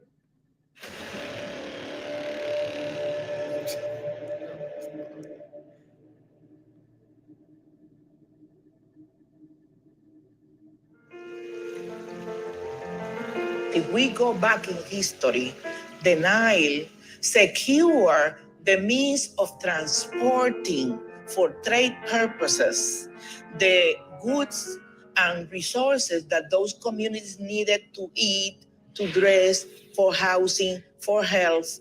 We must clarify here immediately that we're talking of Black Africans.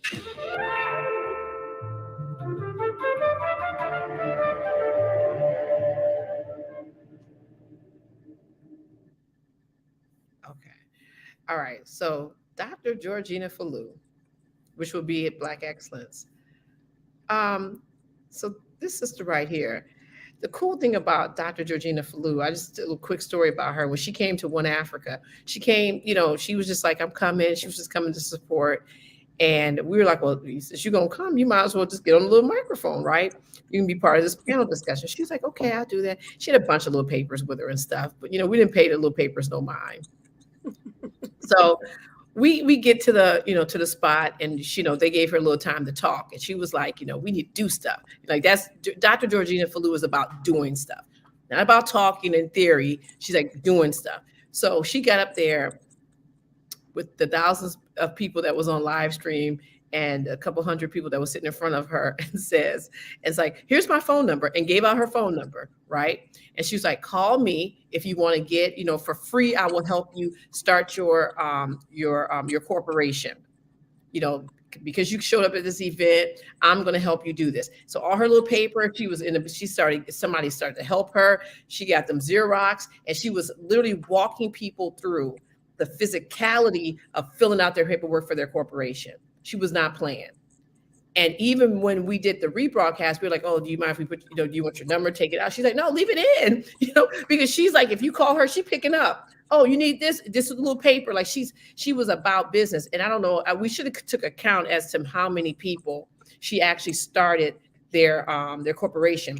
But when it came time for her to be on the panel, I had to come out because she had, she was sitting out, outside the conference hall, and she had a bunch of like people in front of her, and she's like, okay, number one, do this. And I mean, everyone had their stuff out. I had to come get her. I was like, hey, listen, we are needed for the panel.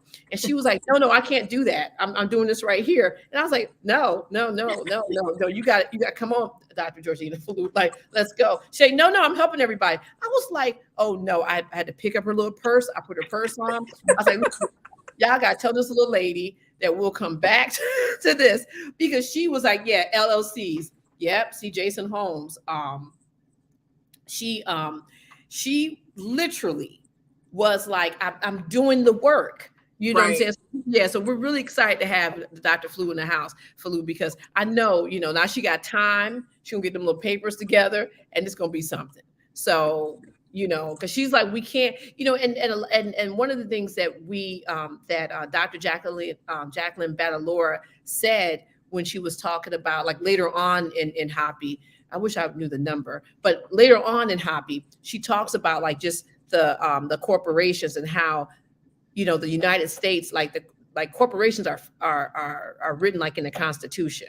You get all the rights through corporations. It was built on that. So that was a way, to kind of to put in a system that would take care of a certain amount of people. So if you had, if you had your corporation, there's certain tax laws, all these things, you get benefits, but it's like we're not connected to that. Like, we don't know about these things. And so Dr. Georgina Falou is like, no, everybody's gonna know about this, because when you get this, then it means you can do this, this, this, and that. And so those things are like really, like, we can't be afraid of tax law or tax codes. Like, we have to really embrace those things and understand them, and use them for our, advantage. So yeah, make sure you show up. Oh wow, that was. Yeah, if you got some little idea, she gonna help you fill out that paperwork right then and there. You're not gonna be messing around. Yeah, that was very powerful what you said about Dr. Falou. I first met Dr. Falou when I hosted the HAPI panel. There were some legends up there. I had fun. That was a fun time. And Dr. Falou was there. I then had her on Tuesday Talk, and I had her on a second time where there was like a flood at her organization. She's an older woman, and it was like late at night, and she was like, I can do the Tuesday Talk here because I had to take care of something at her business, and the reception wasn't working. So ultimately, I had to call somebody else to come on for Tuesday Talk. But to Felicia's point, to my twin sister's point, Dr. Falou was doing the work at night, like up in it, and then also doing the work where we were trying to. Our reception was, I couldn't. But what we were going to talk about was the economic empowerment, was what it is that she does. So she's into grants and stuff like that. And you know what? When I have Dr. Falou on, I get a little cab. She take a cab to my house. That me trying to say, okay, touch this button and da da da. Oh no, I can't. I was like, come on to my house, Miss. I love Miss Camille Yarbrough. Come on to my house. So much easier. Because you'd be like, touch this button. And you're like, wait, what? I can't see myself. Like, it'd be all types of stuff. I'm like, just come on. Yep. Just come on over. I'll be in one room. You'll be right here. Then we good. Yeah. Right. Yeah. That's I'm in a space where my internet is always an issue. I figured it out this time, but when I was in Connecticut, oh my goodness. When you came to Connecticut, Felicia, you didn't even see where I actually live. And the internet is not, it feels like the 80s there sometimes. It's like, oh goodness, it's by the woods with the bears and all of that. It's different. You should maybe come back up and you can see where it is, even though I'm not even there. You can go visit my mom and my dog without me and see the bears and all the deer. But anyway, I know, my little puppy. So yes. So getting back to what we were saying before, the movie the documentary isn't just a documentary like, oh, Black stuff, that was so nice, and then you go on about your business eating Kennedy Fried Chicken and twerking. Okay, like that's not what it's about. This whole movement and everything that we're doing, not just with the HAPI, not just with Black Excellence, not just with the Shrine of Ma'at or Tuesday Talk or Abut Seshat or anything like that, but everyone who is doing what it is that they do. Okay, because everybody isn't doing the same thing. Everybody shouldn't. We can't just do one thing. We have different areas that we need to resurrect all parts of a SAR. Yeah. If we as Pan-African Black people are a SAR, if we are a SAR, all parts of us have to be resurrected. Okay? 100%. And that's right. And it's going to take I believe it's going to take the spell power, the words, the love, the breath of life from the Black woman to bring our entire family back. Now, I'm using the metaphor from when Set was able to create or procreate with the spirit of a SAR. That's what I'm saying. Yes. I'm using that as a metaphor to say that, we absolutely have to do our part. In order for them to have Heru, they needed the man and the woman back together so that we can have our families back, our communities, our economy, ourselves, our power. Before we can do any of that, we have to have our African minds back. We have to do, circling back to what Felicia said earlier, we've got to do the internal work. We have to find the HAPI in us. We have to find the divine energy of the HAPI what were people feeling when they were there? What was the energy when you sit and talking to your sister? How do you feel when you see your kids playing in the river? Like all of that. What is that? Those were internal feelings that you have that you can recognize, because you can recognize the power in the unity. Why? Because you have done internal work on yourself. Absolutely. Learning about yourself is the absolute first thing that you can do. Because I'm gonna tell you this, I was on a train today. It was crowded. I was on a 3 train going uptown. Okay. And this little skinny young man with his narrow tail had on blue pants. Now, his pants weren't all the way down at the bottom of his butt, but I saw his blue drawers, y'all. He had on blue tighty whities. Why do I know that? Why do I know what color drawers this boy had on? Because he still has part of his butt out. So what is that saying to me? That's saying to me he has not completely transformed his mind, because no man in his right mind, in his Black mind, in his African mind is going to do that. The train was a little packed. He was right in front of me. And I was like, and then he was turning on an angle. I wanted to just be like, yo, I don't want to see your cheeks, dude. But I didn't say that. Yeah, it's like, why do I have to see this? I'm seeing this because the way he is dressed is a manifestation, or it represents it's an outgrowth of where he is in his mind. He's not there yet. Can this young man eventually pull his own pants up? Because there's no amount of campaigns or signs or pull your pants up. None of that is going to keep these pants up unless people have changed their minds in the way they carry themselves, what they say and do, what they eat, relationships they have, who they have relationships with, who they procreate with, the family units. All of that is a reflection of someone's state of mind. Okay, wherever you are, jump in and just get swept up in. I will use the metaphor of the HAPI, right? And eventually you'll be able to swim in it, learn in it, thrive, and then contribute yourself. Yeah. You know what? The older I get, like before when I was younger, I really try to help everybody. Let me, and then be committed to like help. But then, as I got older, I was like, wait, you can't even help somebody that don't even want to be helped. Period. Just show them, like, I just be like, look, it's here. You want it? There it is. And then, like, if you show interest, then I'm all in. But if you don't show interest, I'm good. And I'm not even mad at you either. And I think that's the other piece, is that, everyone's journey is their journey. And I can't even be mad at your journey, because even to spend time in your journey is taken away from me being in my journey. It's like, I can't even, oh my God. Oh, I'm just like, okay. Go ahead. I'm sorry. No. It's just, I was thinking about two people. As I'm saying this, I'm thinking about my kids. They're 15 and 18. And that one that's in college, it's like, I have a little phone call and I was like, hey, you should do blah, blah, blah. He's like, oh, well, I was like, okay, well, you let me know how that turns out. All right, good. We're good. It's like I just disconnected from trying to like change or try to, like, oh, you should do da. Like, no, I'm good. Because eventually everyone shows up where they show up where they're supposed to be. So right. Yeah.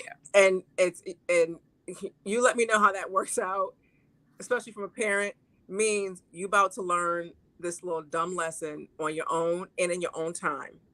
And then hopefully next time it'll take less time to learn something that your parent could have just told you in 5 minutes. But you got to experience it. And we've all been on the receiving end of a parent trying to tell us something. But we think we grow when we go to college, especially when you go to HBCU, you know even more. You think you know. Oh, yeah. My son came home. I was like, you only been here like a semester. Just sit down. I'm like, all right, we're going to see how this, it's so interesting being now a parent of an adult. So-called adult, he's 18, but this out of the house, like, it's so wild. He actually drove back to DC I was like in a passenger side, like he just drove, like picked up his friend, and I was just like, wow, It's like, you're grown. Is he at Howard? He's at Howard. No more house. When I have kids, they going to Spelman and Morehouse, or I'm putting them out. Like, I'm not playing any games with them. Well, I told my kids in the very beginning, I was like, look, HBCUs they have problems like any other university. And I'm not going to sit here and say, oh, they're so perfect. Oh, absolutely not. I would never say that. But what I will say is that they are filled with Black love. And I feel like at some point in your life, you need to go someplace where you just get some Black love. I know that's right. Yourself strong, and then you can get on out there in the world. So I know how I felt when I went to Howard. Yep. And I was like, and I didn't even try to put it on him. I was just like, I just know I'm only paying for an HBCU. And there's like, 47 of them left? So pick one. But pick one. Yeah.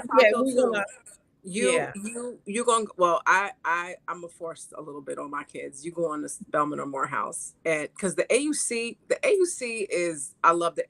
I went there in a time when I'm not even gonna tell you about this. I'm about to date myself, but the AUC is super dope, and Atlanta is too, and that's all I'm gonna say.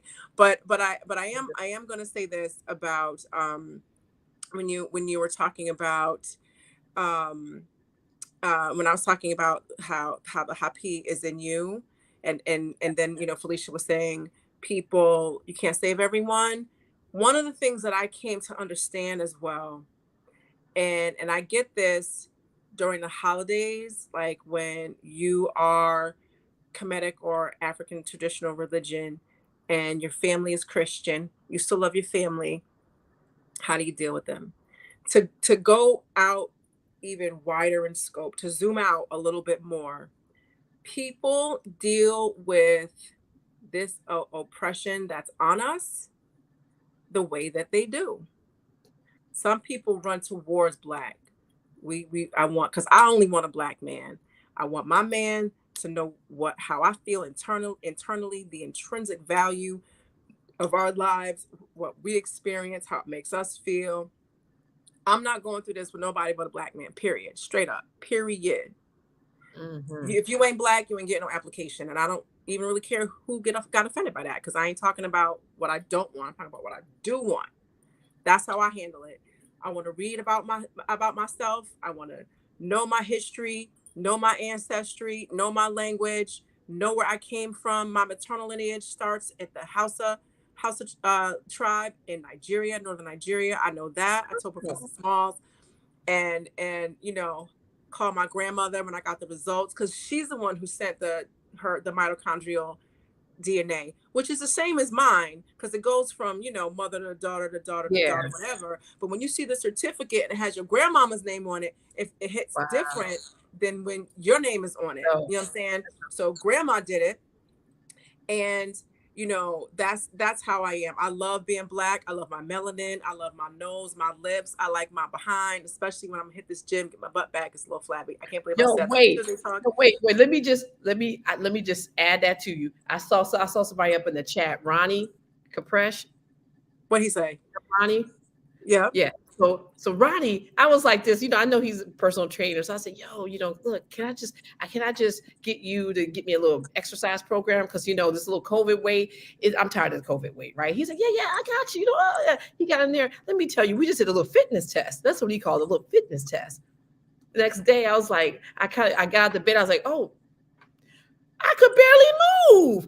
I was like, what the hell? I was like, how did I even let myself get back to this? I used to run marathons, right? And now the fitness test at Ronnie, and then this little guy had the audacity. Okay, I'm talking about him. He sent me my what I need to do like 6 a.m. in the morning, and then he's like sending pictures of him. He's like in the full gym and full workout.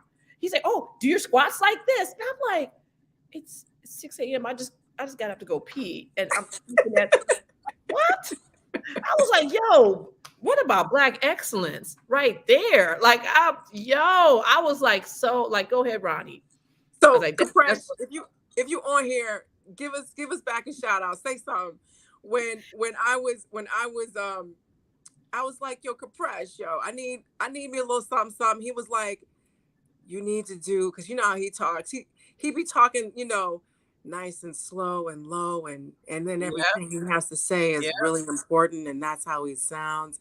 So I was like, he was like, you need to do 500 jumping jacks or 500 burpees. It's just some crazy number with a whole lot of zeros. I was like, what?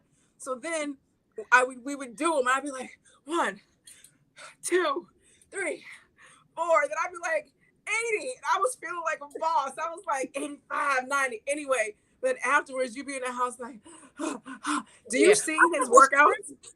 No, I myself was trembling. I said, what the hell? I was like, damn.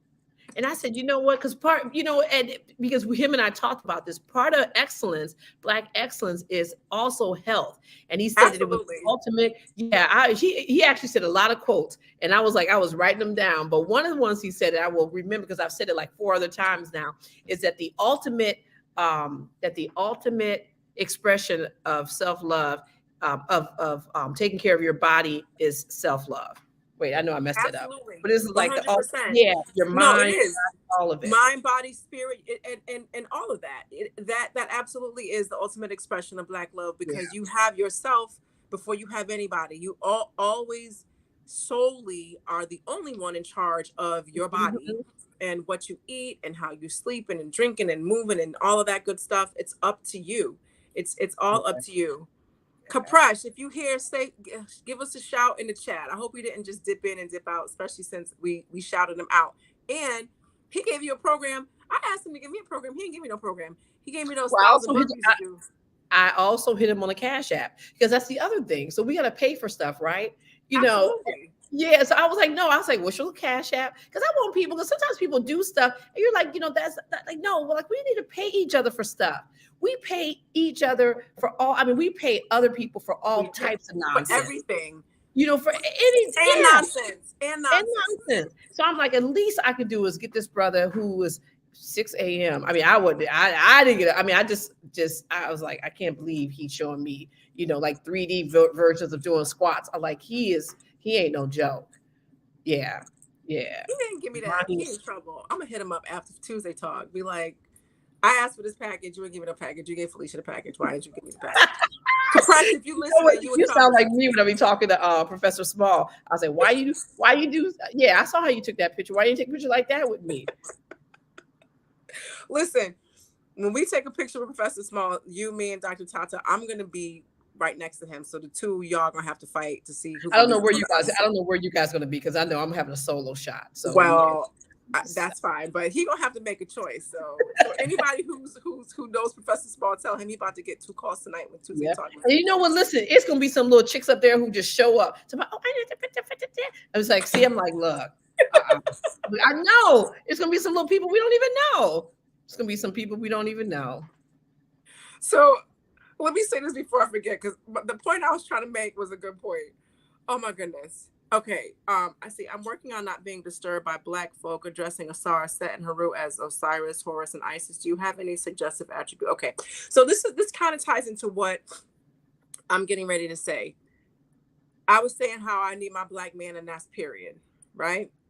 And how I run towards my people and run towards my history, run towards my ancestry, and so I can be authentically African, right? I'm Hausa, all of that.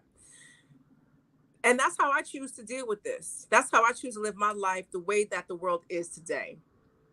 Other people run towards what they feel is best and what they feel is safer. I don't know how running towards the people who are torturing you, how that's safer. But some people feel that way. If I walk a certain way, if I talk a certain way, if I do certain things, if I marry your woman, if I marry your man, if I do XYZ, maybe then the day to day, the month to month, the year to year won't be, it not only will it not be as bad, but it'll be great. And I'm thinking of some people who I know personally, who I love. That's the road that some of these people have chosen. And also, and I'm going to be very general on purpose, because I'm not trying to call anybody out. People with whom I have had associations. I don't mean a boyfriend or anything like that. people who were in my life where we were in similar scenarios, and then they did the let me appease these people, and I'm checking them before I ever even heard the word Kemet, before I even heard the word Asar, while I still had a relaxer. I'm gonna check you if you come at me crazy. And people seem to gravitate to what they feel is the safest and what they feel is the most effective, so they can live a happy day by day life. And you know what? We got to let those people do that, because that is 100%. All they can handle. You might be able to handle the truth in its raw, unadulterated form. And apparently I can, because I've been told variations on that throughout my life, more very recently, as a matter of fact. As a matter of fact, when I speak to people, I consciously work on making sure that I am giving it to them in a way that they can receive it and that they are not hurt by it. Because I know that I can do that. I don't mean to unless I do. Most of the time I don't. But I'm built like that. I was raised that way, period. Other people are not.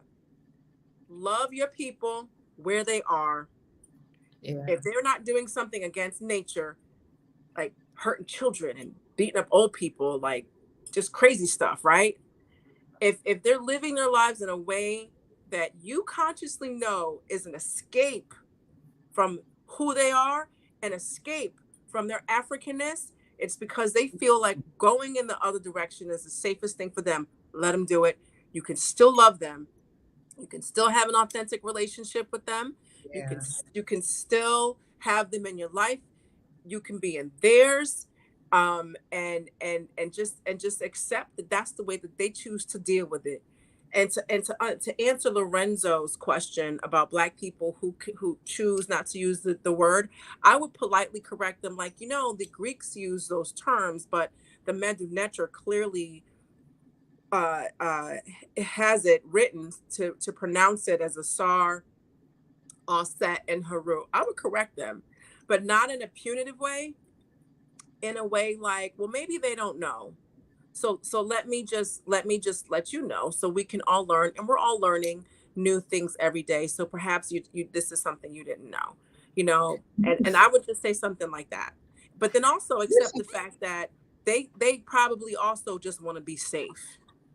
You know what? You're so funny. Because I was, my kids, they came to Egypt with us. And they were learning because, Infudishi was there. So Infudishi was very clear. He was like, these are the white words, these are the Black words. I love Infudishi for that. Yeah. So like my kids are like, my son called me because some man came to their school and was talking about Egypt, and he kept saying mummy, and it was bothering him because he was like, he couldn't remember the word that Infudishi used. So he's calling me, and I was like, oh my God, did something happen? Because it's during school, and he's whispering. I was like, oh my God, is he trapped? Is like all these things going on? But he's like, mommy, there's this man here, and he kept saying, mommy, what's the word? I was like, Sahu. He was like, yes, okay, because he just knew something didn't sound right, but he knows right and the Black words, But yeah, Infudishi, I like Infudishi because when I talk about Infudishi and I talk, we can talk facts, we can talk straight. We don't have to, because I can handle it.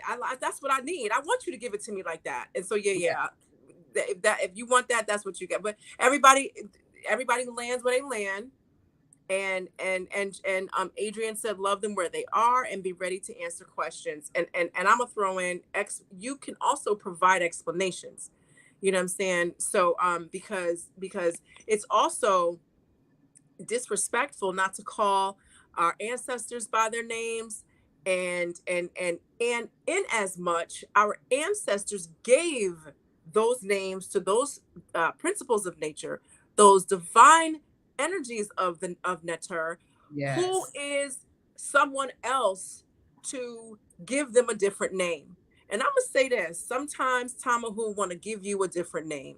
When I was in the 4th grade, my first name is Saeed, not Sayed, not Saida, Saeed. And my 4th grade gym teacher thought she was gonna call me Sayed. or whatever. And I just ignored her. And so one day I was sitting on the floor talking to my friend Tara. I had my back to her because class hadn't started. And she kept saying, Sayed, Sayed, Sayed, I need to start class, Sayed. And you know what future Abut Seshat did? Kept right on talking to Tara. You know why? Because she wasn't talking to me. You talking to Sayed. So Sayed needs to stop talking. But you're not talking to Saeed. So I'm going to keep on talking. I was 9. And I was 9.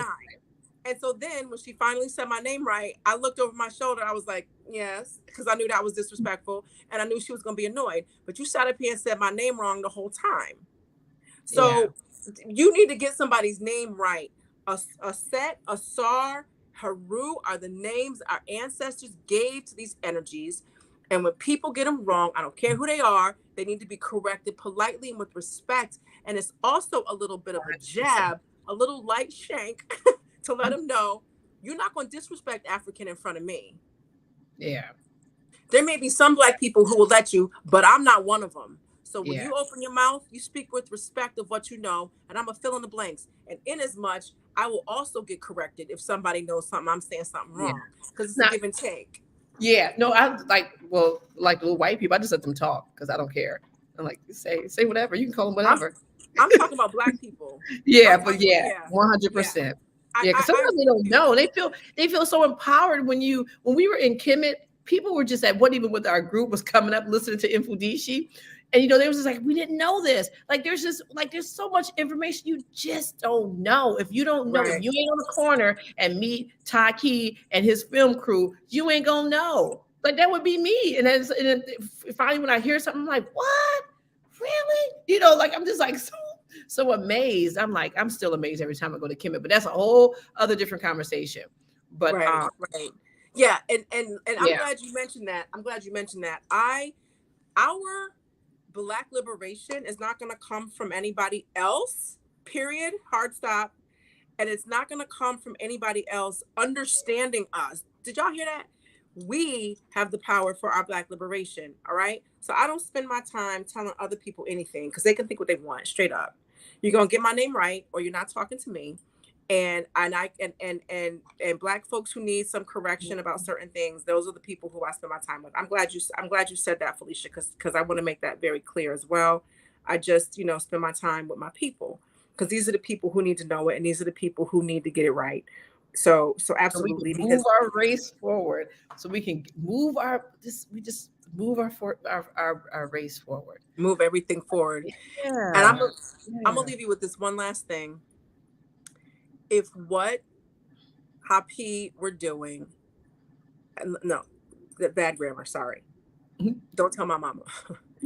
If what HAPI is doing was not effective or important, then nobody would be saying anything about it, period. 100%. If what 100%. some people say when they get kicked off Instagram wasn't true, if it wasn't important, if it weren't important or effective or powerful, they wouldn't be getting kicked off Instagram. Okay. 100%. So you know what I'm saying? So just keep that in mind and always right. That's right. And always understand that we hold the key. It's like, I don't know if y'all saw me lighting incense, right? I have a little cheapy lighter that I got off a cart downtown because I can't find my lighter. And I have my incense. If I have incense, here we go. If I have an incense that's not lit and a lighter, and I'm just doing this, it's never going to get lit, period. So and I say all that to say, we're the ones who have to light this incense, light this fire, get it together. You know what I'm saying? We're the ones we've been waiting on. We're the ones we've been waiting on. Absolutely. So Cheryl, can you drop the my Cash App, and there it is, and HAPI's Cash App? Oh, there's mine too. Surely ain't no joke up in Houston. My bad. She's like, I'm on it. Cheryl already dropped it. Wait, Cheryl dropped it. My bad, Cheryl. I ain't even see. Let's see. Cheryl's on my team. Cheryl got me. Yay, Lorenzo's going to be there in February. That's great. I can't wait. This will be a big old reunion. I hope we can even have the conference. I hope people come inside and sit down and listen to the conference because we just going to be out. It's just going, oh my God, it's going to be nice. It's going to be nice. It's going to be fun. So I just dropped the HAPI Cash App. Thank you. It's simple. It's HAPI Film, HAPI Film. That's their Cash App. My Cash App is Yoga Girl Sai. And I'm gonna say what one of our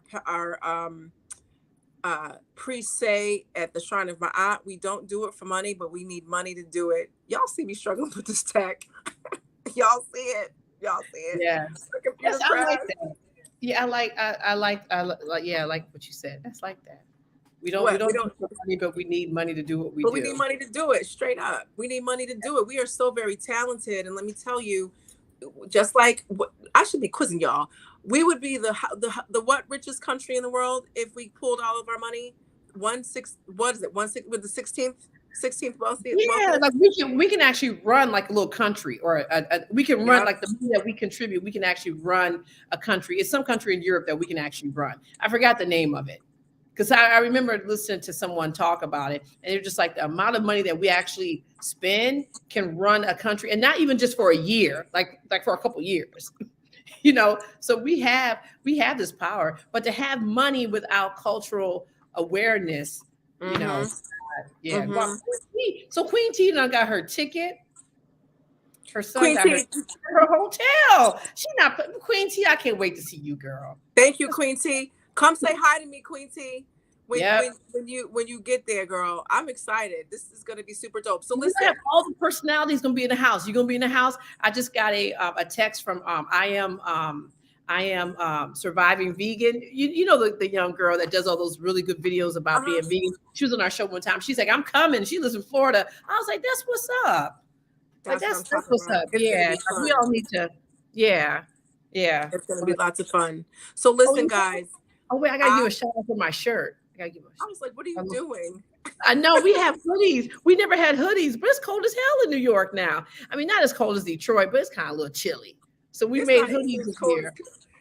Hold on. I mean, I didn't know what you were doing at first. Like, what is this child doing? Oh, that's nice.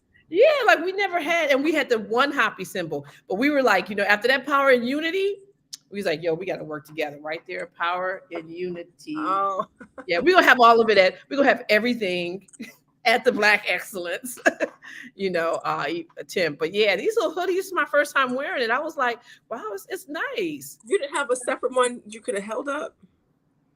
No, it's all the way in the back. I know I should have just kind of got it up. But if you go to happyfilm.com, you can see them. We got t-shirts too. We got t-shirts. We got everything. It's gonna be Why are you saying this at the end? We could have snuck this in. I know, you know, because I was just sitting here thinking as we were talking, I was like, oh, there's my little HAPI. There's HAPI. HAPI's everywhere. HAPI's everywhere. My kids are just like, you know, if I ask them to do something, they're like, oh, you're not going to do HAPI. And I was like, really? This what y'all doing?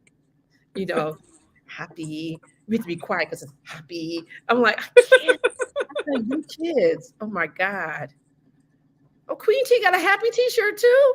Okay. Queen T, you gotta listen. I can't wait to see some little Queen T. I know everybody's address. I'm the one that has to mail out packages. So you said I can't wait to see some little Queen T. Yep. I know. I said little. Yes. Yes. No, I don't want you to stop. I don't want you to stop saying little. Because I always say it to short men sometimes. I'll be like, oh, little, I'll be like, oh. And he was like, are you calling me little? I was like, no, I call everything little, which I do. I even call Taiki little. And Taiki's tall, you know. How tall are you, Felicia? 5'5"? No, I'm 5'4.5". Right. But my hair makes me 5. Well, this is like a little, oh my gosh, I can't, this little hair, that's a whole other different situation going on right now. But my hair makes me tall. I'm 5'4". Felicia is 5'4.5", and we do look very similar. So when you see us, don't get us confused, or you probably will. Yes. Yep. So I want to thank you for coming on, and nice. Very nice. It was a nice little chit chat, and a half. Yeah, listen, Wolf Manlu. I'm not sure how That's tall you Lucio. are, but That's you can Lucio. This dude is Lucio ain't no joke. You get Lucio your phone number, he gonna keep you tapped into everybody that's doing everything. He'll be sending me a little text. I hit it. It's somebody doing a little live stream. He sent articles like Wolfman Lou. Yes, he ain't no joke. He's out of Chicago. I need your number, Wolfman. I'm gonna get it from Felicia. Okay. Yep. He gonna get you straight. Give her. Yeah. So she gonna give me your number. I'm gonna text you tonight. You tonight. Quick question: Can people pre-order these products and then when they're there, they're just waiting for them? Yeah, I mean, I can mail it to them, but if they want to come pick them up when they come in, 100%. But yeah, we have full stock of everything. Did I just give you more work? Yeah, I mean, listen. Oh my, we have quite a we got a lot of stuff going on. We got a lot of stuff going on, but it's nice. We keep challenging ourselves. You know, I think about all the stuff that I'm doing. It's like I've never done any of this. You know, this is so much more than a film. You know, Black people can't just make films. We have to, you know, create social justice. You know, we don't have the luxury of just making a film. Oh, I'll just make this film just for fun. Just a frivolous film about something that never happened. Whatever. Yeah, we can. We gotta be in. That's right. Use art every second. Is, man, especially also being a priestess, like y'all don't even know. I just be thinking like, how do I advance my people forward today? How can I be a better priestess today? Who in the shrine needs to hear from one of us today, meaning one of the priests, regular people need to hear. You know what? Regular little people walking down the street need to hear from y'all. Because the regular people don't know. Y'all in the shrine know everything. Y'all need to branch out. Little people walking down the street. Be like, yo. Because look, they want it, especially you, the way you package when you're talking about stuff, the way you package these necharoos. You know what I'm saying? Like people like, wow, that's my stuff. Yeah, this your stuff. This your stuff. This your stuff. It's your stuff. It's your stuff. Yes. That's what we're holding on. It's your stuff. It's your stuff. And we out now. Felicia, I want to thank you for coming on. It was a lot of fun. And just imagine what the our little family reunion is going to be in February. We all get together from all the fun Felicia and I had just on here right now, talking right now. Y'all already know Professor Small going to have to make a choice. Which one is his favorite, even though I know I'm his favorite. We already know Dr. Falou gonna be working. She's gonna have a table with papers out. It's gonna be some little papers. Oh my gosh! Right, so it's just gonna be fun. It's just gonna be like the family cookout. So just come through, bring your money, support, show love. I'm gonna update the flyer, and I'm gonna have the link where you can buy your tickets, and where you can contact, where you can. Go ahead. No, I was going to add, and we also have sponsorship. Oh, I didn't know so that. like you can, you can have. It's going to be digital sponsorship. We'll have reels planned. We'll be talking about your stuff. We're going to talk about it on Happy Talks. So we got a lot of stuff going on. It's going to be a lot of stuff going on. Yep, and everyone can do it. Yes. And everyone can do it. So I think we should leave on that. And everyone can do it. And you know why? Because the divine is within you. And you are imbued with divine power. You are. And just like we said earlier, once you know it, once you have it and you know it and you use it, there's nothing that you can't do at all. I want to thank you all for continuing to support Tuesday Talk, for showing up every Tuesday, for being patient with my tech issues, for shouting us out in the chat, for showing your appreciation.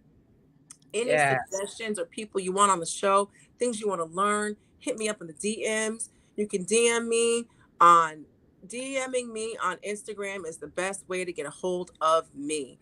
Yoga Girl Sai on Instagram is the best way to get a hold of me. And because some people, when they want to get a hold of Jabari or Anika, they flood the DMs on the shrine. I don't always check that because people they're trying to get a hold of Anika and Jabari there. When you get a hold of me, Yoga Girl Sai on Instagram. That's the best way to get me. Thank you so much for your support.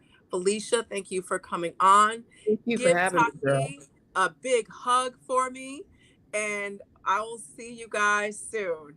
All right. Mwah. All right. Bye-bye. Love you, girl. All right. Love you too. Bye, sis. Peace. Peace.